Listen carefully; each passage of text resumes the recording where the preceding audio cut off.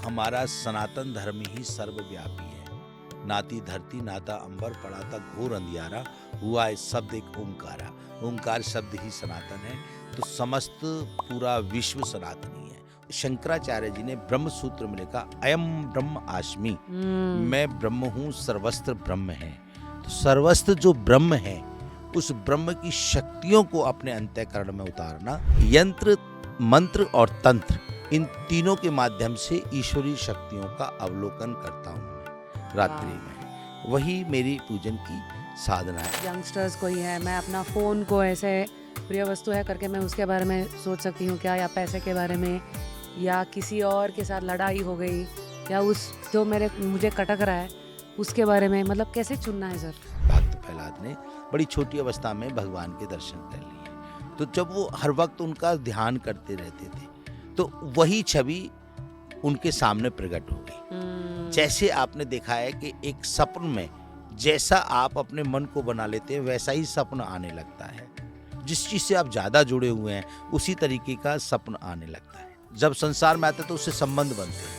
संबंध कोई पिता कहता है, कोई भाई कहता है, कोई कुछ कहता है, उसके अनेक रिश्ते बन जाते हैं। तो उन रिश्तों की भी अपनी अपनी राशि बन जाती है। इसलिए पूरा संसार 12 राशियों में कन्वर्ट है, और 12 राशियों में पूरे ब्रह्मांड में 9 ग्रह चलते हैं। तो अब हम 12 राशियों से जुड़े हुए हैं, और 9 ग्रहों का हमारे जीवन में प्रभाव है। जब ग्रह हमारे अनुकूल होती हैं, तो हम जो भी कार्य करते हैं बढ़िया होता है।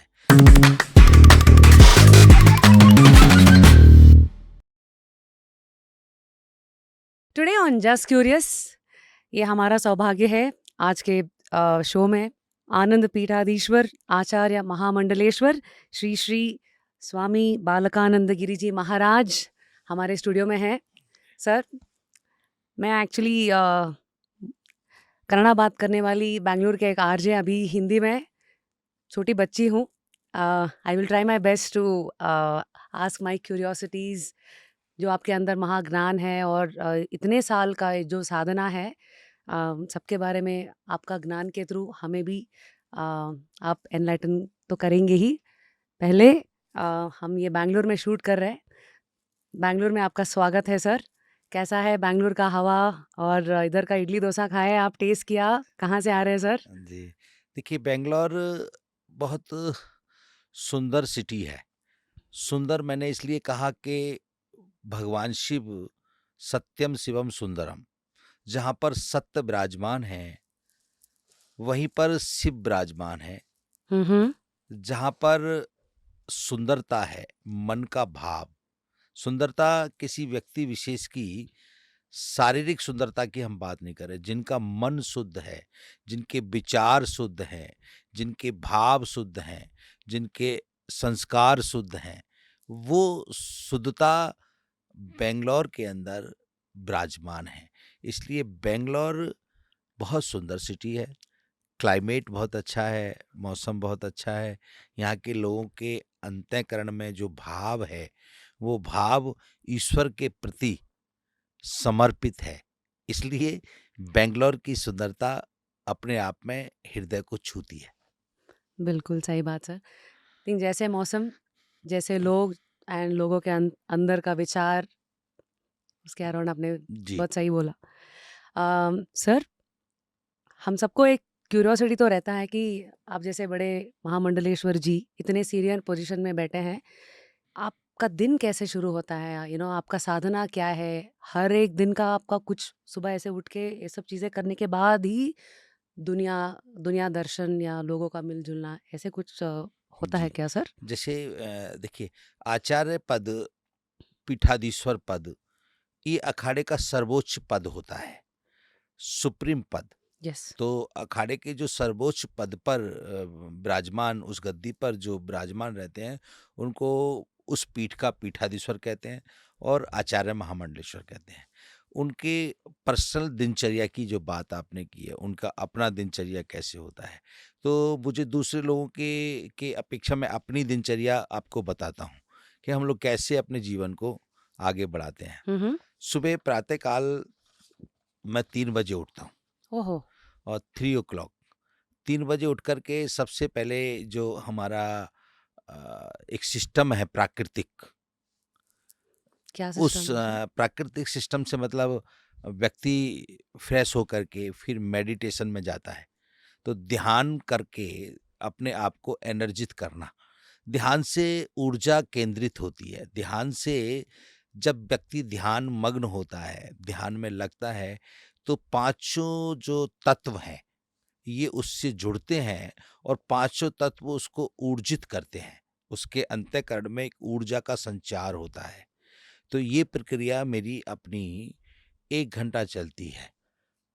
तो इस 1 घंटा में 4:30 बज जाते हैं। 3 बजे हम लोग उठे, आधा घंटा में अपना दिनचर्या का कार्य किया, उसके बाद मेडिटेशन किया। तो 4:30 बजे तक जब मैं मेडिटेशन करता हूँ, ध्यान करता हूँ, ईश्वर की शक्तियों का अवलोकन करता हूँ, जो आध्यात्मिक शक्तियाँ हैं, उनको अपने अंतःकरण में धारण करता हूँ, तो पाँचों तत्वों से जो ऊर्जा मिलती है, उस ऊर्जा को लेकर के फिर मैं अनुष्ठान करता हूँ। अनुष्ठान में क्या है कि मैं हवन करता हूँ, यज्ञ।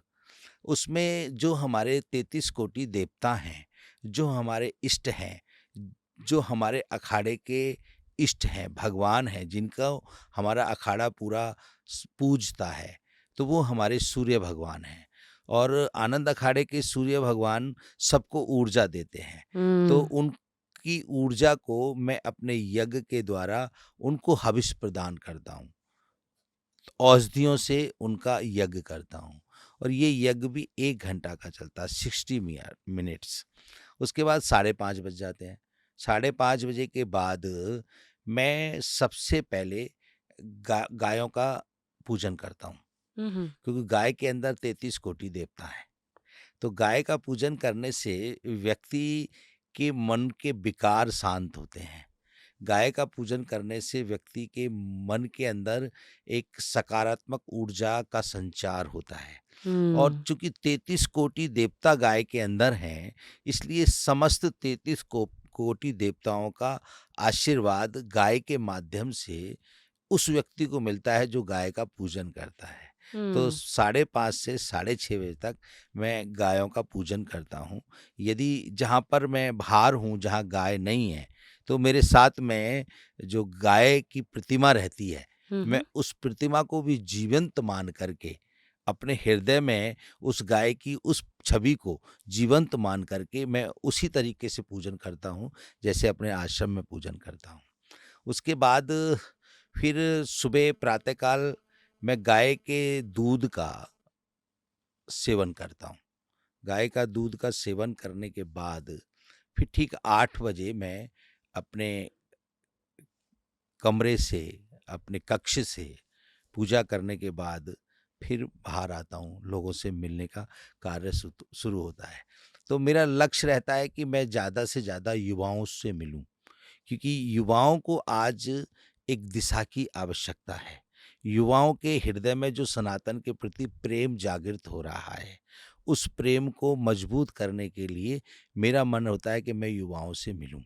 और मेरी अपनी जो शाम की पूजा है, तो वो 11 बजे तक हम लोग उन लोगों से मिलते हैं। हुँ, हुँ। फिर 11 बजे से 12 बजे के बीच में जो भोजन प्रसादी का समय होता है, वो भोजन प्रसादी ग्रहण करके फिर थोड़ी देर मैं विश्राम करता हूँ। तो आपका डाइट क्या होता है सर? डाइट मेरा होता है 1 सब्जी और 2 रोटी खाने का डाइट होता है। उसके बाद फिर मैं थोड़ी देर आराम करता हूँ, विश्राम करने चला जाता हूँ।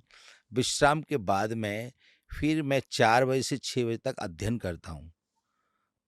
किस चीज़ का अध्ययन सर? 4 वेद, 6 शास्त्र, 18 पुराण, 84 ग्रंथ, 128 उपनिषद को क्रम से पढ़ना, क्योंकि सनातन का पूरा सब कुछ वेदों की ऋचाओं में है। हुँ। तो वो अध्ययन करना अति आवश्यक इसलिए है, जब व्यक्ति अध्ययन करता है, तो अध्ययन ही, ज्ञान ही विज्ञान है।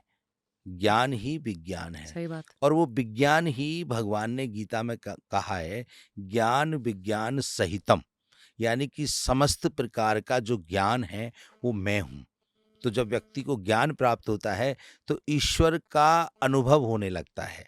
जब व्यक्ति को विज्ञान प्राप्त होता है कि भगवान कृष्ण ने कहा ज्ञान विज्ञान सहित, विज्ञान का मतलब जो आपको दृष्टि में दिखाई दे रहा है, साइंस। ये साइंस का पार्ट है, इसको ये रिसर्च है। तो ये रिसर्च से जब व्यक्ति जुड़ता है, इसका अनुभव व्यक्ति करता है, तो ईश्वर की शक्तियों का अनुभव होता है। यानी कि ज्ञान से ईश्वर का अनुभव होता है और विज्ञान से ईश्वर की शक्तियों का अनुभव होता है। तो वो मैं फिर अध्ययन करता हूँ। फिर शाम को मेरी रात्रि की पूजा होती है। वो हम लोगों में यदि आप देखें सन्यास में, हुँ। तो तंत्र, मंत्र, यंत्र, ये 3 चीज़ हैं जिनका पूजन होता है। तो सबसे पहले आप ये समझ लें कि मंत्र क्या हैं, यंत्र क्या हैं और तंत्र तंत्र क्या क्या है। है? यंत्र उस परमपिता परमात्मा का अस्तित्व है, जिस ईश्वरीय शक्ति को आपने कभी देखा नहीं है, उसका अनुभव किया है। को जब हम दृष्टि में देखते हैं, तो उस शक्ति को हम यंत्र की दृष्टि में देखते हैं। जो यंत्र पूजा होती है, वो उसके अस्तित्व की पूजा होती है। मतलब अस्तित्व का, जैसे बॉडी स्ट्रक्चर, ये जो शरीर है, ये एक यंत्र है। इसी हुँ, प्रकार जो परमात्मा है, हुँ, इस बॉडी के अंदर जो, इस शरीर के अंदर जो शक्ति कार्य कर रही है, वो तो अदृश्य है, वो तो हुँ, दिखाई नहीं दे रही। तो इसी प्रकार जो संपूर्ण सृष्टि का संचालन कर रही है, वो शक्ति को हम हुँ। कैसे देखें? तो उसको हम किसी यंत्र के माध्यम से देखते हैं, तो यंत्र पूजा होती है। सो यंत्र माध्यम मतलब इसमें जो बोलते हैं वो श्री विद्या हाँ जी, आपने अ, श्री विद्या और शिव के यंत्र, जैसे शिवलिंग है, वो भी एक शिव का हाँ, यंत्र यंत्र है। है। जैसे हनुमान जी की कोई प्रतिमा है, वो भी एक यंत्र है। यानी आइडल किसी भी भगवान की प्रतिमा उस भगवान का यंत्र है, उनका व्यक्तित्व है, अस्तित्व है। फिर जब हम उस प्रतिमा के सामने बैठते हैं और उनके मंत्रों का उच्चारण करते हैं, हुँ, हुँ। मंत्र कौन से मंत्र? बीज मंत्रों का जब हम उच्चारण करते हैं, जैसे अभी आपने श्री विद्या की बात कही, तो श्री विद्या में 10 महाविद्याएं हैं। 10 महाविद्याओं में 2 प्रकार से उनको डिवाइड किया है, एक काली कुल, एक लक्ष्मी कुल। तो काली कुल में तामसी देवियों का वर्णन आता है और लक्ष्मी कुल में सात्विक देवियों का वर्णन आता है। तो उन सबके बीज मंत्र हैं। तो जो श्री विद्या की उपासना करते हैं, वो बीज मंत्रों की उपासना करते हैं। जो अलग प्रकार से सन्यासी अलग-अलग भगवान की पूजा करते हैं, अलग-अलग ईश्वरीय शक्तियों की पूजन करते हैं, वो जो भी जिसकी पूजा करता है, वो उसके बीज मंत्रों का उच्चारण करता है। तो बीज मंत्रों से जब वो उनका आह्वान करता है, हुँ, हुँ। तो यंत्र समझ में आ गया। यस, यंत्र मीन्स स्ट्रक्चर, यस। बॉडी और उनका अस्तित्व, ईश्वरीय शक्ति का अस्तित्व। हुँ, हुँ। अब 2 प्रकार से जीवन चलता है, एक अस्तित्व से और एक व्यक्तित्व से। जैसे अब आप, अस्तित्व आपका एक बॉडी के रूप में है और व्यक्तित्व आपका आरजे के रूप में है।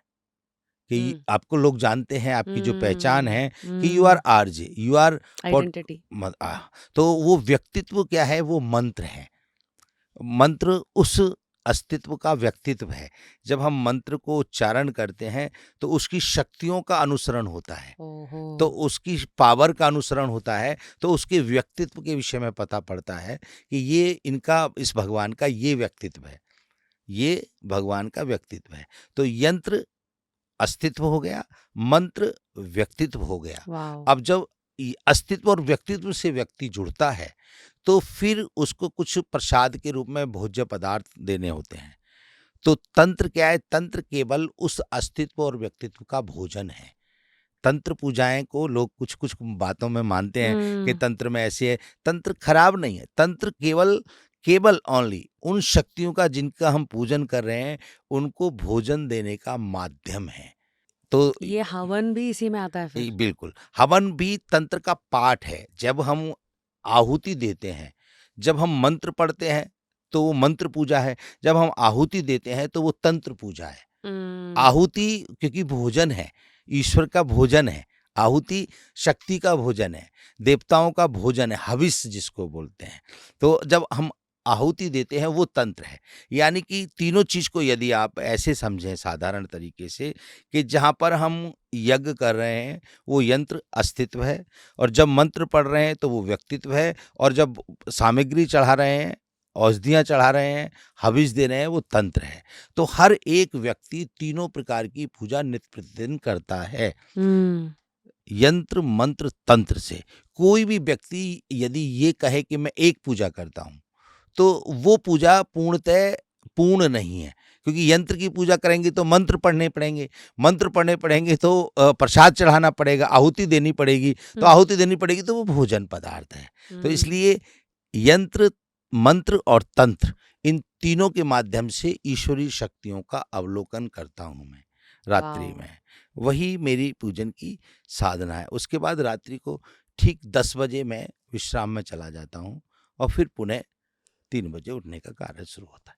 आप जब बोल रहे थे मेडिटेशन जब आप करते हैं, मैं भी दिन में 10-15 मिनट का मेडिटेशन करती हूँ और मेरे जैसे लाखों लोग अभी उसमें से स्टार्टिंग पॉइंट में होंगे। आप एक बात कही कि 5 तत्व के थ्रू ये देवियों का शक्ति जो है उनसे कनेक्शन होता है। ये 5 तत्व मतलब ये पंचेंद्रिय सर? नहीं, या क्या होता है 5 सर? इंद्रियाँ अलग हैं। ओके। 5 तत्व पृथ्वी, हुँ, वायु, हुँ, आकाश, जल। अग्नि हुँ, और जल। ये 5 तत्वों की जो ऊर्जाएँ हैं, जब व्यक्ति इनसे जुड़ता है तब शक्तियाँ मिलती हैं। सर जैसे ऊर्जा मतलब? ऊर्जा का मतलब पावर, हाँ। पावर। जैसे आप समझिए कि आज एक युवाओं में एक प्रश्न आता है कि भगवान कौन है?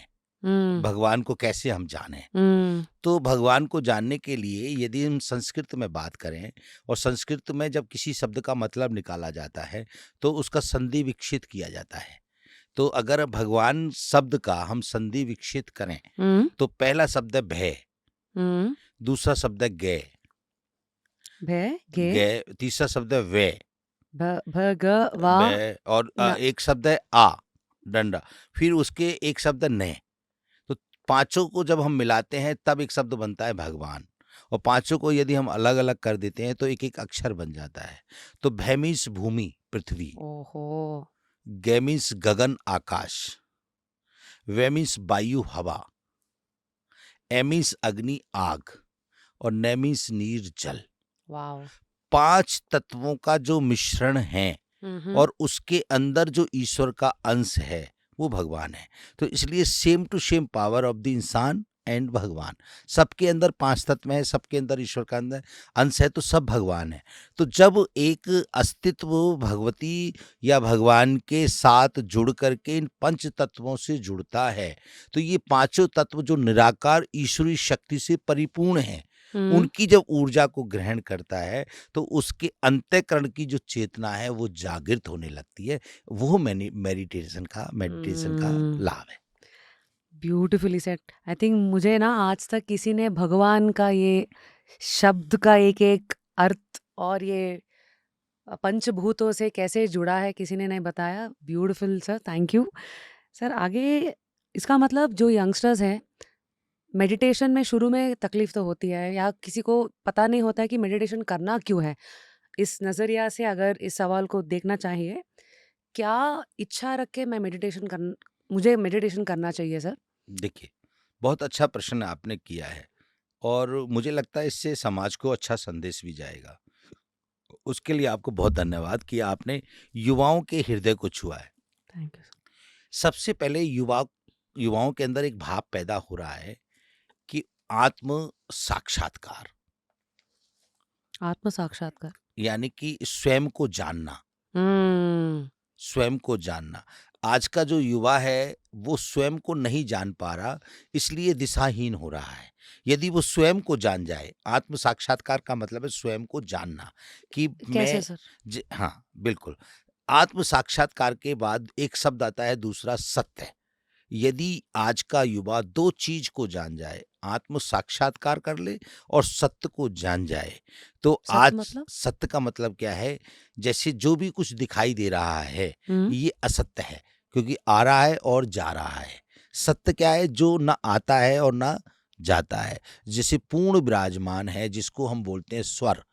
स्वर ना आते हैं और ना जाते हैं, केवल आपके अंदर जितनी क्षमता है उतने स्वरों को आप ग्रहण करते हैं। दूसरे हुँ, प्रैक्टिकली रूप में देखें तो हम सूर्य को देखें, सूर्य ना आता है और ना जाता है, पृथ्वी चक्कर लगाती है, तब इधर आती है तो इधर रात्रि हो जाती है, उधर आती है तो उधर रात्रि हो जाती है। सूर्य स्थिर है, तो उनको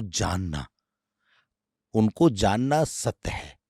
और आत्म साक्षात्कार स्वयं को जानना, कि हुँ, मैं क्यों पृथ्वी पर आया हूँ और मेरे हुँ, अंतःकरण में कौन-सी आत्मा ने इस शरीर को चुना और इस शरीर से क्या-क्या कार्य करने हैं। ये आत्म साक्षात्कार है। स्वयं को जानना और जान करके उस पर कार्य करना। हुँ, हुँ, ये हुँ। आत्म साक्षात्कार है। तो इसमें युवाओं को क्या करना चाहिए? ध्यान क्यों करना चाहिए? ध्यान यस। करने से जैसे आपने अभी पूछा, पहले आप समझ लें ध्यान कहते किसको हैं? ध्यान की परिभाषा क्या है? ध्यान का मतलब है किसी भी चीज़ का अनुसरण करना। जैसे आप यहाँ पर बैठे हैं अभी, हम और आप यहाँ बैठे हैं। यहाँ बैठे-बैठे आपने अपने रूम के विषय में सोच लिया। तो आपका मन आपके रूम में पहुँच गया, आपको पता लगने लगी यहीं बैठे-बैठे कि मेरा बेड यहाँ पे है, मेरा अलमारी यहाँ पे है, मेरी ब्रीफ़केस यहाँ रखा है।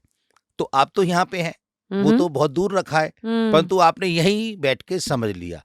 वही ध्यान है, उनका अनुसरण करना ही ध्यान है। अटेंशन? अटेंशन वही उनका ध्यान है। तो ऐसे आत्म साक्षात्कार करते हुए यदि हम मेडिटेशन करेंगे, ध्यान करेंगे, तो हम जिस ईश्वरी शक्ति से प्रेरणा ले रहे हैं, जो ईश्वरी शक्ति हमको ऊर्जा दे रही है, हुँ, जो ईश्वरी शक्ति हमको शक्ति प्रदान कर रही है, उस शक्ति को हम यहाँ बैठे-बैठे जानने लगेंगे। उस हुँ, शक्ति को जानना ही ध्यान है। उस शक्ति के विषय में जुड़ना उस शक्ति से और उसके विषय में जानना ही ध्यान है। ध्यान कोई अलग से वस्तु नहीं, ध्यान में कोई मंत्र नहीं पढ़े जाते। ध्यान में मूक रह करके केवल अनुसरण किया जाता है कि मेरी अपनी दिनचर्या इस तरीके से है और मुझे इन शक्तियों का आह्वान करना है। एक तो ये बात हो गई। सरलता का माध्यम ये हो गया। अगर थोड़ा और ऊपर उठेंगे, पहली सीढ़ी, यदि कोई युवा इस तरीके से ध्यान करता है, सबसे पहले उसका मन नहीं लगता ध्यान में, तो हुँ, उसको मन कैसे लगाना चाहिए? उसको पहले ध्यान करना चाहिए अपनी प्रिय वस्तुओं का, तो उसका मन लगेगा। जैसे आप कोई गाना सुनना चाहते हैं, तो आपको गाना वो अच्छा लगेगा जो आपको प्रिय है, जो कर्ण पसंद है। प्रिय है, हुँ, जो आपके कानों को सुख देगा। आपकी उसकी वॉइस आपके कानों को अच्छी लगे, वही गाना आप सुन सकते हैं। इसी प्रकार सबसे पहले ध्यान की पहली सीढ़ी बड़ी सरलता के माध्यम से युवाओं को ध्यान करना चाहिए सबसे पहले अपनी प्रिय वस्तुओं का। जब वो अपनी प्रिय वस्तुओं का ध्यान करेंगे, तो हर एक वस्तु के अंदर परमात्मा का स्वरूप है। हर एक वस्तु हुँ, परमात्मा की है, जैसा अभी मैंने भगवान का एक्सप्लेन किया कि अगर भूमि का हम ध्यान करते हैं, तो सब भूमि के अंदर भी भगवान है। अगर हम जल का ध्यान करते हैं, तो जल के अंदर भी भगवान है। यदि हम अग्नि का ध्यान करते हैं, तो अग्नि के अंदर भी ईश्वर है। तो इस प्रकार जो वस्तुएँ उसको बहुत अट्रैक्टिव करती हैं, जिन वस्तुओं से वो उसका बहुत जुड़ाव है। जैसे आज का व्यक्ति अपने करियर को लेकर के अ, हुँ, बहुत चिंतित है। उसको कुछ भी नहीं दिख रहा। केवल ओनली उसको करियर दिखता है। उसका फ़ोकस करियर पे रहता है। तो जो फ़ोकस है, वही ध्यान है। तो वो उस करियर को लेकर के यदि उस करियर को डीपली उस करियर की विशेषताओं को ध्यान में रखेगा, तो उसका ध्यान परमात्मा से जुड़ेगा हुँ, और हुँ। परमात्मा से प्रेरणा मिलेगी उस करियर के लक्ष्य तक पहुँचने के लिए। तो हमारा प्रिय वस्तु का कुछ एग्ज़ाम्पल्स है? क्या-क्या रख सकते हैं? ज जी। यंगस्टर्स कोई है, मैं अपना फ़ोन को ऐसे प्रिय वस्तु है करके मैं उसके बारे में सोच सकती हूँ क्या? या पैसे के बारे में या किसी और के साथ लड़ाई हो गई या उस जो मेरे मुझे खटक रहा है, उसके बारे में मतलब कैसे चुनना है सर? देखिए, इसके 2 पहलू हैं, एक सकारात्मक और एक नकारात्मक। तो यदि आप किसी के विषय में जब जानना चाहते हैं, तो सकारात्मकता से अगर आप उसको छूते हैं, तो उसके भाव को आप अपने अंतःकरण में जब उतारते हैं, जैसे एक उदाहरण के लिए कोई व्यक्ति किसी अपनी प्रिय वस्तु का ध्यान करता है। जैसे मान लीजिए, एक उदाहरण के लिए मैं बता रहा हूँ, एक पुरुष और एक स्त्री, दोनों की शादी, दोनों ने वर्ण कर लिया, दोनों की शादी हो गई हुँ, और वो पति-पत्नी हो गए। हुँ, तो वो धर्म से जुड़ गए। हुँ, किससे जुड़ गए? धर्म से। हुँ, हुँ, क्योंकि पत्नी को कहा है धर्म पत्नी, जो हुँ, धर्म के पथ को प्रशस्त करती है, जो धर्म के मार्ग पर ले जाती है।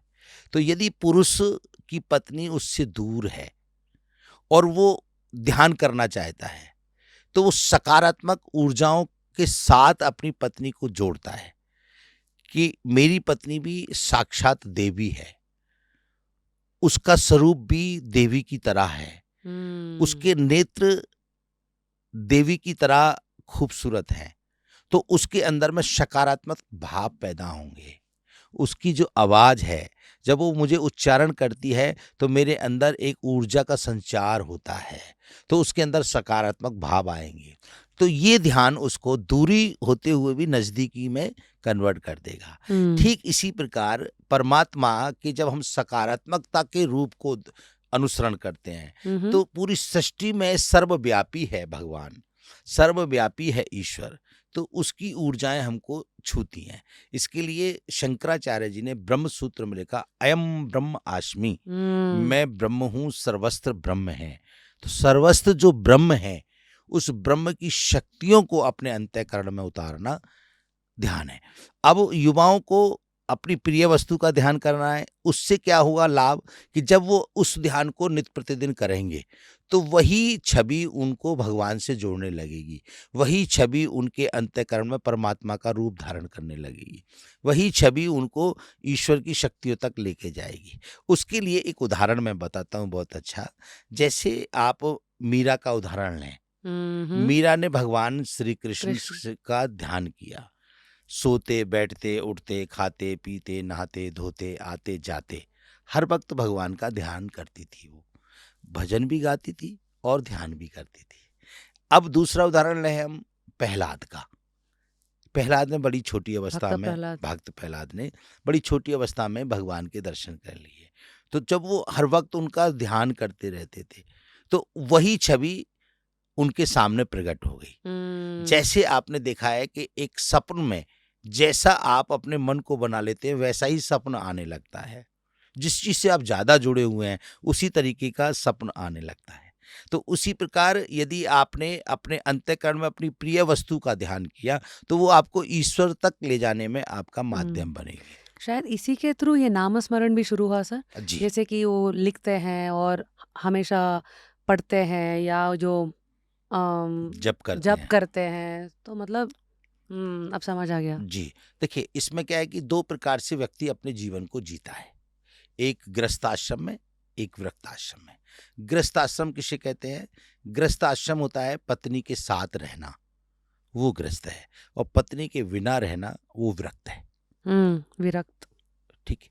तो जो गृहस्थ में रहते हैं उनको ईश्वर से जोड़ने के लिए ऋषि मुनियों ने बड़ा सरल मार्ग चुना, जप करना, किसी शब्द का उच्चारण करना, किसी मंत्र का उच्चारण करना, वो जप है।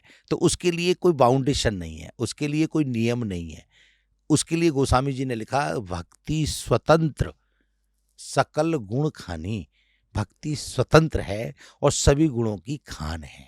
तो जब कोई व्यक्ति जप करता है तो स्वतंत्रता से जप करता है, सोते बैठते उठते खाते पीते जाते आते नहाते धोते, ओम नमः शिवाय ओम नमः शिवाय ओम नमः शिवाय। इसके लिए कोई बाउंडेशन नहीं, कोई नियम नहीं है कि आप कब पढ़ेंगे, कभी भी पढ़ सकते हैं। तो ये जप है। परंतु अगर आप विरक्त में हैं तो विरक्त में तप है, विरक्त में तप है। तप किसे कैसे हैं? कहते हैं तप का मतलब है 5 ज्ञानेंद्री, 5 कर्मेंद्री, मन और बुद्धि, इन 12 चीज को एकाग्रता में लाना, इनको एक लाइन में जोड़ना।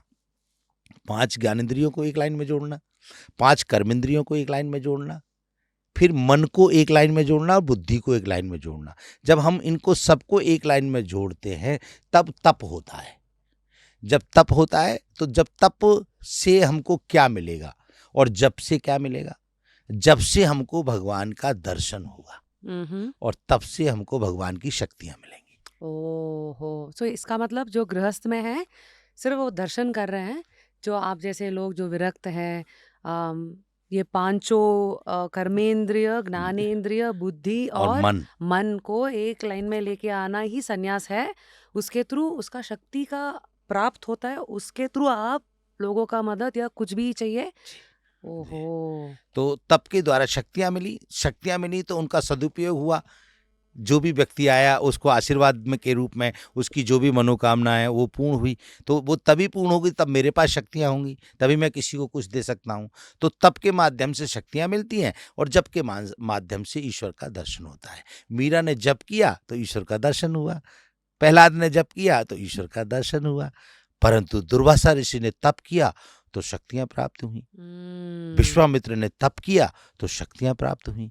तो तप करने से शक्तियां मिलती हैं और जप करने से भगवान का दर्शन वाओ! होता है। बहुत सही, बहुत अच्छा सर। अभी मैं आम आदमी हूँ, मतलब गृहस्थ मैं हूँ। अगर या मेरे जैसे यंगस्टर्स इन दोनों चीज़ों को समझकर किस रास्ते में चलना है, इनका कैसे चॉइस करना चाहिए, और कभी-कभी कुछ लोगों ने गृहस्थ में रह के सडनली विरक्त में जाते हैं, ये इन सब का समझ कैसे रखें? देखिए, जो ग्रस्त में लोग रहते हैं उनको क्या करना चाहिए, जैसा अभी आपने पूछा, मुझे लगता है उनको इन दोनों के बीच का मार्ग चुनना चाहिए, जप के और तप के मार्ग कैसे? के बीच में। यदि वो जप करेंगे तो ईश्वर का दर्शन हो जाएगा, तप करेंगे तो शक्तियां मिलेंगी, परंतु इनके बीच का मार्ग होगा जो दोनों चीज प्राप्त कराएगा। कैसे सर? जैसे वो अपनी दिनचर्या में जो उनका दिनचर्या है, जो उनका रूटीन है, उस रूटीन में एक समय नियुक्त कर लें, एक समय फिक्स कर लें हुँ। कि मुझे 5 मिनट भगवान का भजन करना है, पूजा करनी है। जब वो भगवान के मंदिर में जाके 5 मिनट बैठेंगे, तो वहाँ पर वो जप करेंगे। तो वो जप करेंगे तो वहाँ 5 मिनट का तप भी होगा, क्योंकि उस समय जब वो जप करेंगे तो उनका मन भी वहीं होगा, उनकी इंद्रियाँ भी वहीं होंगी, उनकी 5 ज्ञानेंद्रिय, 5 कर्मेंद्रिय कार्य कर रही होंगी और उनकी बुद्धि उनके अंतःकरण में विवेक धारण कर रही होगी। तो दोनों चीज़ उनको मिलेंगी। जप करने से सामने जो प्रतिमा के सामने जो बैठे हैं उसका दर्शन होने लगेगा और उसकी शक्तियों का अनुसरण होने लगेगा। इसका एक उदाहरण बहुत अच्छा बताता हूँ। जैसे कोई व्यक्ति अपने ऑफिस जा रहा है और उसको अपने बॉस से के सामने कोई प्रेजेंटेशन देनी है और वो बड़ा मन उसका विचलित है कि मैं आज प्रेजेंटेशन में कैसे सक्सेस होऊंगा या नहीं होऊंगा। यदि वो 5 मिनट भगवान का जप करके जाता है तो मन के अंदर ऊर्जा आ जाएगी, मन के अंदर ऊर्जा आ जाएगी, जिसको कॉन्फिडेंस बोलते हैं, आत्मशक्ति बोलते हैं। जब वो आत्मशक्ति आ जाएगी, आत्मशक्ति कब आएगी? जप किया तो मन प्रफुल्लित हुआ और उसका जिसका जप किया उसकी शक्तियां मिली और आत्माओं से जुड़ी। जब आत्मा से जुड़ी, क्योंकि एक आत्मा कार्य कर रही है, जब आत्मा से वो शक्ति जुड़ी तो आत्मशक्ति मजबूत हुई। तो जब वो प्रेजेंटेशन देने जाएगा तो वहां पर उसका विवेक, उसका प्रभाव और उसकी आत्मशक्ति तीनों उसके साथ खड़ी होंगी, तो उसकी प्रेजेंटेशन सुपर होगी। बहुत बहुत सही चीज़ है ये, मतलब इस पर्सपेक्टिव से सब इसमें हम अप्लाई कर करके ट्राई कर सकते हैं। कर सकते हैं। जैसे सर, हाँ। अब इसके लिए और एक बात बताता हूँ, व्यक्ति को आगे बढ़ने के लिए युवाओं को क्या करना चाहिए। युवाओं के लक्ष्य को प्राप्त करने के लिए, युवाओं के मन में है कि मुझे बहुत बड़ा आदमी बनना है, युवाओं के मन में है कि मुझे बड़ा धन केंद्रित करके समाज की सेवा करनी है, देश की सेवा करनी है। तो वहाँ तक पहुँचने के लिए उनको क्या करना चाहिए? सबसे पहले उनको समझना चाहिए वहाँ तक पहुँचने के मार्ग क्या है। पहला मार्ग, ये आप कोई भी कामयाबी जब प्राप्त करेंगे उसके लिए आपको ज्ञान चाहिए, बुद्धि आपकी शार्प होनी चाहिए, बुद्धि बल बढ़ना चाहिए।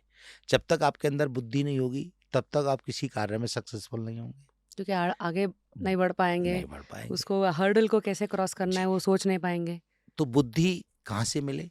बुद्धि बाजार में तो बिकती नहीं है कि कोई खरीद के ले आए, परंतु जब बुद्धि शब्द बना है तो बुद्धि कहीं तो मिलती है। मेरे अनुभव में अनुभव से मिलता है कभी-कभी। अनुभव से ज्ञान मिलता है, हाँ, अनुभव से ज्ञान मिलता है, बुद्धि नहीं मिलती। ज्ञान पुस्तक उसका से मिलता है, अनुभव से मिलता है, किसी के संपर्क में आने से मिलता है। सर, बुद्धि और ज्ञान में अब डिफरेंस क्या है? देखिए, बुद्धि जैसे एक मोबाइल एक टावर से जुड़ता है, मोबाइल इंस्ट्रूमेंट है और टावर किरण है, रेज है, तो ज्ञान किरण है और बुद्धि एक इंस्ट्रूमेंट है अंतःकरण में जिसको केंद्रित रखता है। जैसे मेमोरी आपकी आपने नंबर कोई भी सेव किया उसमें और उसको दबाया तो तुरंत वो नंबर आ गया, या कोई चीज़ लिख के उसमें सेव कर दी वो फिर आ गई कंप्यूटर में, जैसे मेमोरी कार्ड होता है। ऐसे इस स्ट्रक्चर बॉडी के अंदर एक मन और एक बुद्धि, ये दोनों मेमोरी कार्ड का कार्य करते हैं। समझ रहे? इस बॉडी के अंदर सूक्ष्म रूप से तो बुद्धि यदि आपकी श्रेष्ठ होगी तो वो श्रेष्ठ ज्ञान को प्राप्त कर लेगी। बुद्धि आपकी मलिन होगी तो मलिन ज्ञान को प्राप्त करेगी। आपका कार्ड जितना अच्छा होगा उतनी अच्छी मेमोरी होगी, जितना कार्ड डिफरेंटेड होगा उतनी कम मेमोरी होगी। राइट नाउ समझ में आ गई? Absolutely, yes, sir. बुद्धि की बात आ गई। तो हम्म, बुद्धि आपके अंतःकरण में एक मेमोरी कार्ड है, तो आपकी बुद्धि श्रेष्ठ होनी चाहिए। अब वो बुद्धि बाजार में नहीं मिलती, परंतु कहीं तो मिलती है। कहा तो अब वो ईश्वरी शक्तियों पे मिलती है, ईश्वर पे मिलती है। ऐसे मान लीजिए आप बुद्धि के जन्मदाता ईश्वर हैं। अब मैं वो भी बताने जाऊंगा। मैं युवाओं के लिए बात कर रहा हूँ, युवा कैसे आगे बढ़ सकते हैं, युवा कैसे अपने लक्ष्य को प्राप्त कर सकते हैं, युवा समाज की सेवा कैसे कर सकते हैं, युवा सनातनी कैसे बन सकते हैं, युवाओं के अंदर जो सनातन धर्म है उसको वो कैसे जान सकते हैं, और उसको जानने के साथ साथ कैसे सनातन धर्म का प्रचार कर सकते हैं, और अपने जीवन का उद्धार, अपने जीवन में लक्ष्य की प्राप्ति सनातन से कैसे कर सकते हैं। मैं उस विषय को आपको बताना चाह रहा हूँ। जी तो सर। बुद्धि बाजार में नहीं मिलती, मगर मिलती है, ईश्वर से मिलती है। अब अगर वो ईश्वर से बुद्धि को प्राप्त कर ले और बुद्धि उसकी श्रेष्ठ हो जाए, अब आगे बढ़ने के लिए वो बहुत बुद्धिशाली बन गया, तो दूसरा स्टेप है प्रभावशाली, इम्प्रेशन पावर, मतलब इम्प्रेस करना। यदि आप बहुत बुद्धिशाली हैं और कोई आपसे इम्प्रेस नहीं होता तो भी आप सक्सेस नहीं हो पाएंगे।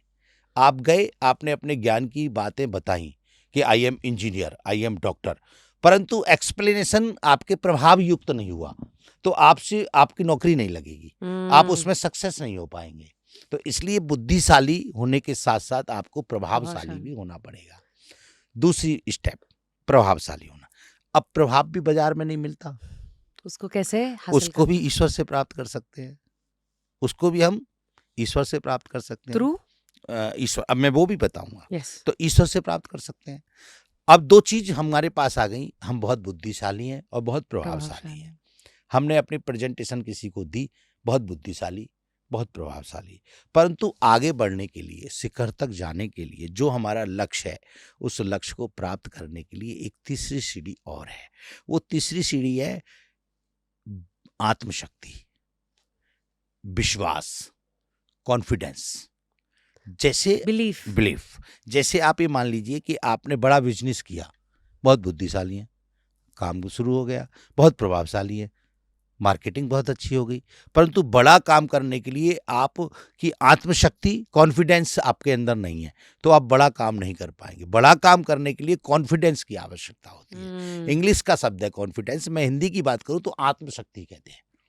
आत्मशक्ति जब तक आपकी मजबूत नहीं होगी, जब तक आप बड़ा कार्य नहीं कर। तो अब आत्मशक्ति भी बाजार में नहीं मिलती, कॉन्फिडेंस भी बाजार में नहीं मिलता, अब ये भी ईश्वर से मिलता है। अब ईश्वर कौन है जिसको हमने कभी देखा नहीं, तो अब जब उसको देखा ही नहीं तो हम कैसे प्राप्त करें? इसलिए हमारे ऋषियों ने, हमारे मुनियों ने, हमारे महात्माओं ने, हमारे सन्यासियों ने उस ईश्वर को पहले माना तमेव माता। उस ईश्वर को क्या माना? तमेव माता। हे ईश्वर, मैंने तुमको कभी देखा नहीं, परंतु तुम्हारे कार्य का अनुसरण किया तो तुम निर्माण करते हो, तो मेरा निर्माण मेरी माँ ने किया है, तो मेरे लिए आप माँ हैं। तो तमेव माता, ईश्वर कौन है? तमेव माता च पिता तमेव। तो माता पिता ईश्वर हैं हर व्यक्ति के लिए। तो अगर व्यक्ति को, अगर युवा को, अगर नौजवान को ये तीन शक्तियां चाहिए, बुद्धिबल, प्रभाव और आत्मशक्ति, तो उसको क्या करना चाहिए? उसको नित्य प्रतिदिन, ये साइंस के हिसाब से इन पांचों उंगलियों को डिवाइड किया है। साइंस कहती है मैग्नेट पावर हथेली में होती है, ये जो ये पार्ट है इसमें मैग्नेट पावर होती है, चुंबकी मैग्नेट चुम्बक इसलिए जो भगवान सबके हाथ ऐसे थे ऐसे क्या? कहते हैं। तो इसमें मैग्नेट पावर होती है। और चरणों में जो चरण होते हैं, पैर जो होते हैं, उनके अंदर इलेक्ट्रॉनिक पावर होती है। साइंस बोलती है इलेक्ट्रॉनिक। Magnet and electronic. हाँ, इलेक्ट्रॉनिक। तो जब आपने इससे देखा क्या होता है सर? हाँ, इससे भी बताता हूँ। यहाँ पे मैग्नेट होती है जो गुण को ग्रहण करती है, सकारात्मकता को भी और नकारात्मकता को भी। और इलेक्ट्रॉनिक पावर जो होती है जो गुण देती है। इसलिए आपने देखा बड़े-बड़े ऋषि मुनि अपने चरण स्पर्श नहीं कराते। भगवान के आप चरण छूते हैं कि आपका ये हाथ जाएगा तो उनकी शक्ति को मैग्नेट ग्रहण करेगी। तो उनके ग्रहण ओह! गुण आएँगे आपको। तो अब व्यक्ति को यदि ये 3 शक्तियाँ चाहिए, कौन-कौन सी? बुद्धि, प्रभाव, बुद्धि, बल, आत्मबल आत्मबल और एंड प्रभावशाली। प्रभावशाली। बुद्धिशाली, प्रभावशाली और आत्मशक्तिशाली। ये 3 गुण चाहिए। तो साइंस के हिसाब से इनको डिवाइड किया है। ज्योतिष के हिसाब से भी इनको डिवाइड किया है। ये रजोगुण की उँगली है, ये सतोगुण की उँगली है, ये तमोगुण की उँगली है, ये ज्ञान की उँगली है और ये ब्रह्म है। तो इनको जिससे भी आप जोड़ोगे तो आपको ये ऐसे करके, हुँ, ऐसे करके, हुँ, ठीक है? हुँ, और दोनों चरणों के सुबह प्रातः काल माँ के चरणों से लगाएँ। दोनों हुँ, ये ऐसे दोनों चरण स्पर्श करें। हुँ, तो जब चरण स्पर्श करेंगे तो मैग्नेट ने उनके गुण को लिया, इलेक्ट्रॉनिक गुण को लिया। और जब अब बुद्धि का निवास स्थान कहाँ पर है? मस्तिष्क। बुद्धि कहाँ निवास करती है? मस्तिष्क में। हुँ। तो पहले ऐसे करके मस्तिष्क पे ले गए। ओहो! और प्रभाव कहाँ पे निवास स्थान करता है? प्रभाव का निवास स्थान है आँखें, तो हुँ। आँखों पे ले गए। और हाँ। आत्मशक्ति कॉन्फिडेंस कहाँ स्थान रहता है? हृदय में, तो हृदय पर ले गए। तो आपने दोनों चरणों को ऐसे लगाया और पहले मस्तिष्क पे ले गए, फिर आँखों पे ले गए, फिर हृदय पे ले गए। हाँ, इससे हाँ। आपको जब मस्तिष्क पे ले जाएँगे तो बुद्धि बल मिलेगा, आँखों पे ले जाएँगे तो प्रभाव मिलेगा, ज्योति मिलेगी, प्रकाश मिलेगी और हृदय पे ले जाएँगे तो आत्मशक्ति मिलेगी। और जब ये 3 चीज़ माँ से फ्री ऑफ द कॉस्ट प्राप्त हो जाएँगी, तो आप श्रेष्ठ नहीं, सर्वश्रेष्ठ बन जाएँगे। सर, ये सब तो हम सीखते करते आए हैं बचपन से। बड़ों का पैर छूना, भगवान का ये छू के मैं भी ये सब कर चुकी हूँ। ऐसे छू के, ऐसे करके ऐसे बट इसका अर्थ क्या है आपने बहुत अच्छा समझाया हमें।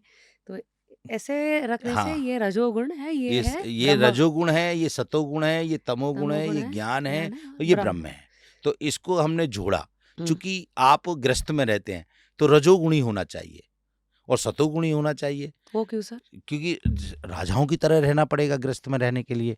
तो रजोगुणी होंगे तभी तो आप देश की सेवा कर सकते हैं। रजोगुण मतलब? रजोगुण का राज जैसे सतोगुण सात्विक, हुँ, रजोगुण जो ईश्वर की वस्तु हैं, उन सबको अपने साथ लेके चलना, अपने साथ उनसे जुड़ना। जैसे राजा महाराजाओं के पास सुख सुविधाओं से युक्त जीवन होता था, ठीक है? और तमोगुण हठ योग। मतलब? हठ योग का मतलब किसी चीज़ को धारण कर लिया और उसको प्राप्त करना। हट मतलब हाँ, एक हम वो भाई चाहिए मुझे ही वहाँ चाहिए। हाँ, जाना ही है तो जाना ही है, पहुँचना ही है तो पहुँचना ही है।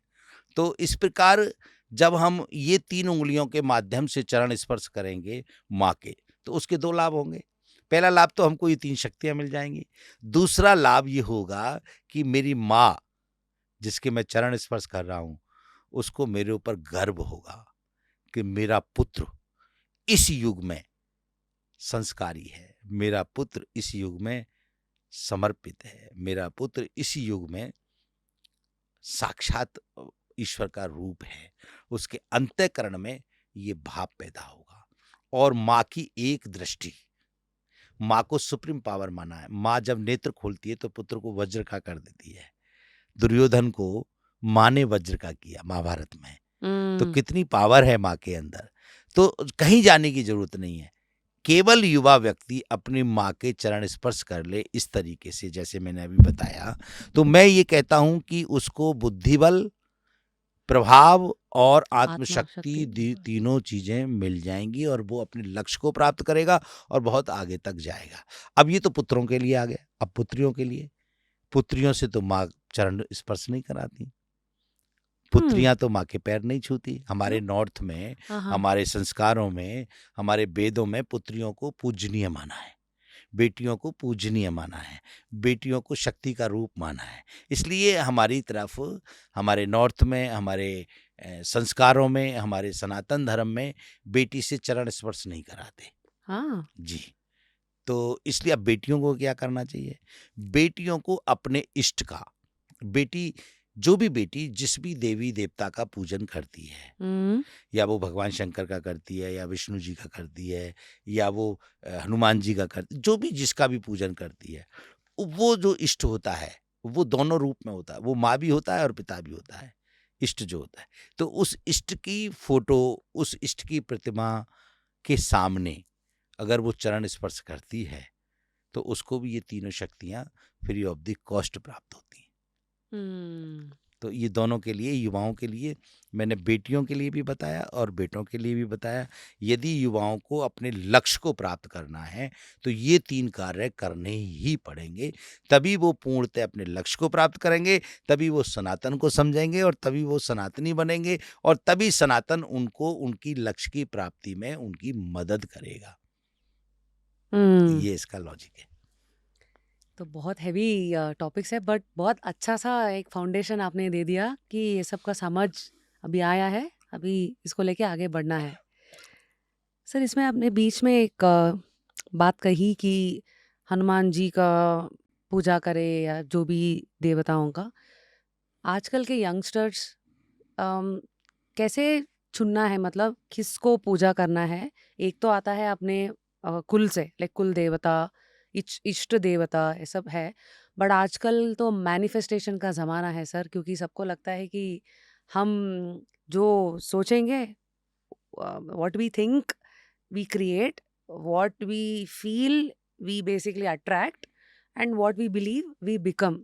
ये जो मैनिफेस्टेशन के ज़माने में सब यूनिवर्स यूनिवर्स करके जो बात कर रहे हैं, तो इसके बीच में क्या यूनिवर्स को मानना है, या इधर हमारा वैदिक गॉड्स जैसे कि शिव जी, हनुमान जी, लक्ष्मी जी, सरस्वती जी, कैसे चुनना है सर? एंड देखिए, 2 तरीके से चुनने का माध्यम है। यदि आप गृहस्थ में हैं, तो आप देखें कि आपकी आवश्यकताएँ क्या हैं? तो गृहस्थ में विशेष आवश्यकता है लक्ष्मी की। पैसा। बिना लक्ष्मी के तो कुछ होगा नहीं। यदि गृहस्थ जीवन को अच्छे से जीना है, तो उसमें एक माध्यम बनेगी लक्ष्मी। आपका पुत्र है, आप उसको पढ़ाएँगी तो लक्ष्मी की आवश्यकता है। आपको व्यापार करना है तो लक्ष्मी की आवश्यकता है। व्यापार से जो धन कमाना है वो भी लक्ष्मी है। उससे समाज सेवा करेंगे आप, तो बिना अर्थ के सब व्यर्थ हो जाएगा, हुँ। और उसी के लिए आप अनर्थ करने लगेंगे। तो अनर्थ ना हो और व्यर्थ ना हो, अर्थ हमारे पास पूर्णतः आए, तो हमको सबसे पहले पूजन करना चाहिए लक्ष्मी जी का। किसका पूजन करना चाहिए? लक्ष्मी जी का। लक्ष्मी जी का। और लक्ष्मी जी का सरलता से पूजन करने के लिए हमें लक्ष्मी गायत्री का जाप करना चाहिए। ये जो गायत्री मंत्र है, नहीं, नो अलग है सर? लक्ष्मी गायत्री, श्री महालक्ष्मी च विद्महे विष्णु पत्नी च धीमहि तन्नो श्री लक्ष्मी प्रचोदयात्। इस मंत्र के जाप करने से हमारी सभी प्रकार की लक्ष्मियों की बाधाएं दूर होंगी और लक्ष्मी हमारे अंत आने लगेगी घर में। किस ये टाइम में और कितने टाइम करना चाहिए? जाप के लिए कोई समय नहीं है। जाप आप कभी भी कर सकते, आपको टाइम नहीं है, आप स्नान करके गाड़ी में बैठे और अपने ऑफिस जा रहे हैं, तो जितनी देर आप ऑफिस जा रहे हैं, तो गाड़ी में उतनी देर आप अन्य कोई काम ना करके लक्ष्मी जी का, श्री महालक्ष्मी च विद्महे विष्णु पत्नी च धीमहि तन्नो श्री लक्ष्मी प्रचोदयात्। ओहो! यदि इतना बड़ा मंत्र भी आप नहीं पढ़ सकते हैं, हुँ, तो भगवती का बीज मंत्र पढ़ें। वो है? श्रिंग श्रिंग श्रिंग श्रिंग। श्रिंग श्रिंग श्रिंग श्रिंग श्रिंग, उससे भी आपके अंतःकरण में शुद्धिकरण आएगा, सकारात्मक ऊर्जा आएगी और घर में लक्ष्मी आएगी। तो ये दोनों मैंने बात बताई। अगर समय है लक्ष्मी गायत्री कर लें, समय कम है तो बीज मंत्र पढ़ लें, और यदि और समय अधिक है, आपको लगता है कि मुझे 5 मिनट बैठ के पूजा करनी चाहिए, तो कनक धारा स्तोत्र का पाठ करें। वो क्या होता है सर? कनक मायने कनक धारा स्तोत्र क्या होता है?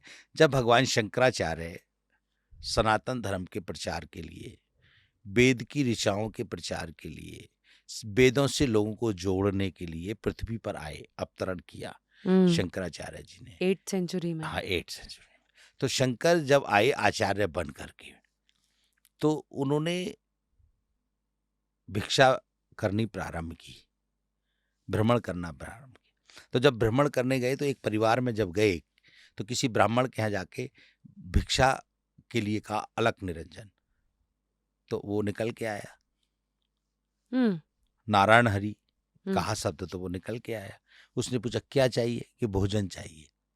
तो भोजन चाहिए, तो भोजन मेरे पास तो है नहीं, मेरे घर में कुछ है नहीं वस्तु, तो मैं आपको कैसे भोजन कराऊं, मैं तो बहुत गरीब हूं।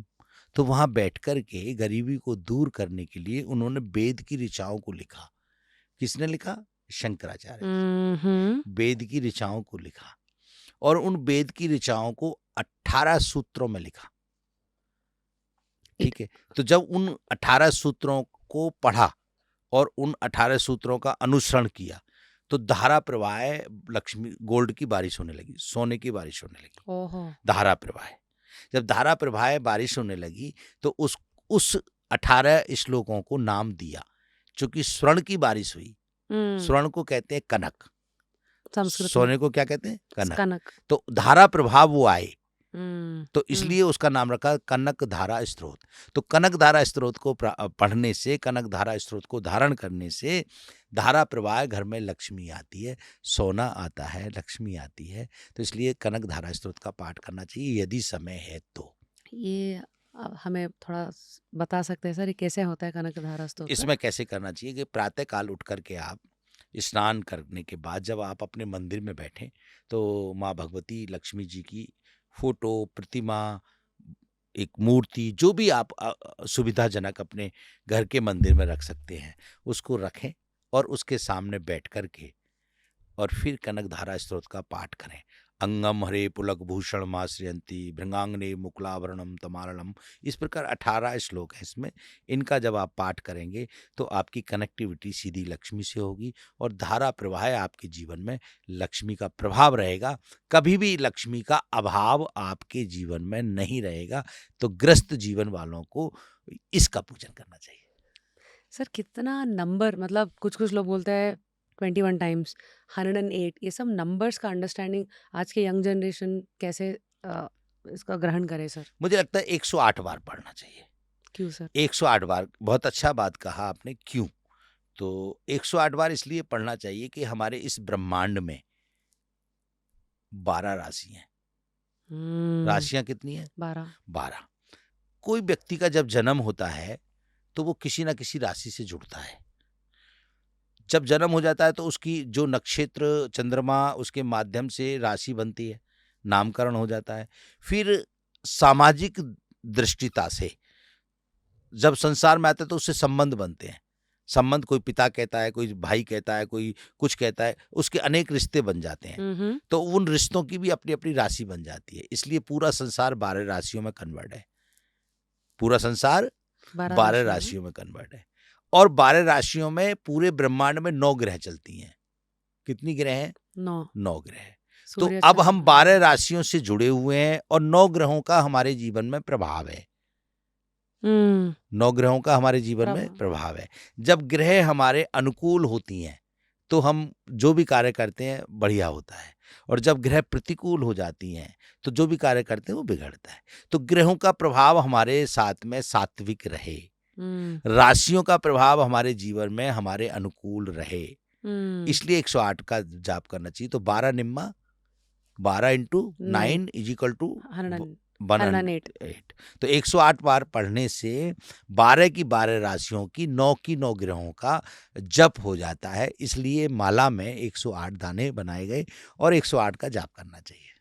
सो आप, अभी हमने तो समझ लिया कि लक्ष्मी जी का चॉइस, मतलब क्यों जाप करना चाहिए। जाप करना चाहिए। और ऐसे ही सृष्टि हुआ है क्या सर? क्योंकि बोलते हैं कि अच्छा काम शुरू करने से गणेश जी का प्रार्थना करो, वैसे विद्या चाहिए तो सरस्वती, सो ऐसा वैसे ही देखिए, शुरू बहुत हुआ है? अच्छी बात आपने कही। आपने पहले पूछा कि हमको किसको चुनना चाहिए, तो मैंने बता दिया कि अगर आप ग्रस्त में हैं तो आपको लक्ष्मी जी चुननी चाहिए। पहली। यदि आप विरक्त में हैं तो अनेक प्रकार की शक्तियां हैं वहाँ। वहाँ कौन कौन सी शक्तियों को चुनते हैं वो विरक्त वालों का सब्जेक्ट है। हम अभी युवाओं की बात कर रहे हैं। Yes, yes. अब आपने एक नया क्वेश्चन रखा कि लोग कहते हैं कि गणेश का प्रथम सर्व पहले किया जाता है, सबसे पहले किया जाता है। क्यों किया जाता है? क्योंकि गणेश का मतलब है गण प्लस ईश। गण प्लस ईश, जितने भी गण हैं ईश्वर के, उन सब का जो ईश्वर है वो गणेश है। ओहो हो। जितने भी गण हैं संसार में, सकारात्मक, नकारात्मक, गण राज मतलब गुण? गण, गण मीन्स जैसे देवता ईश्वर के गण हैं, हाँ, और राक्षस भी ईश्वर के लाइक गण हैं, देवगण, और राक्षस राक्षस गण। गण, ये अच्छा, जितने भी गण हैं, जितने भी प्रकार के गण हैं, गण मतलब वही क्वालिटी। क्वालिटी नहीं, गण मतलब उनकी प्रवृत्ति के साथ स्ट्रक्चर। जैसे देवताओं का की प्रवृत्ति है समाज सेवा करना, हम्म, तो जो गण हैं जो कार्य करते हैं, जैसे आपका उसका ग्रुप। नहीं, आपके यहाँ जैसे एक व्यक्ति है ड्राइवर, एक हम्म व्यक्ति है गार्ड, तो हम्म ये आपके ऑफिस के वर्कर हैं। कौन है?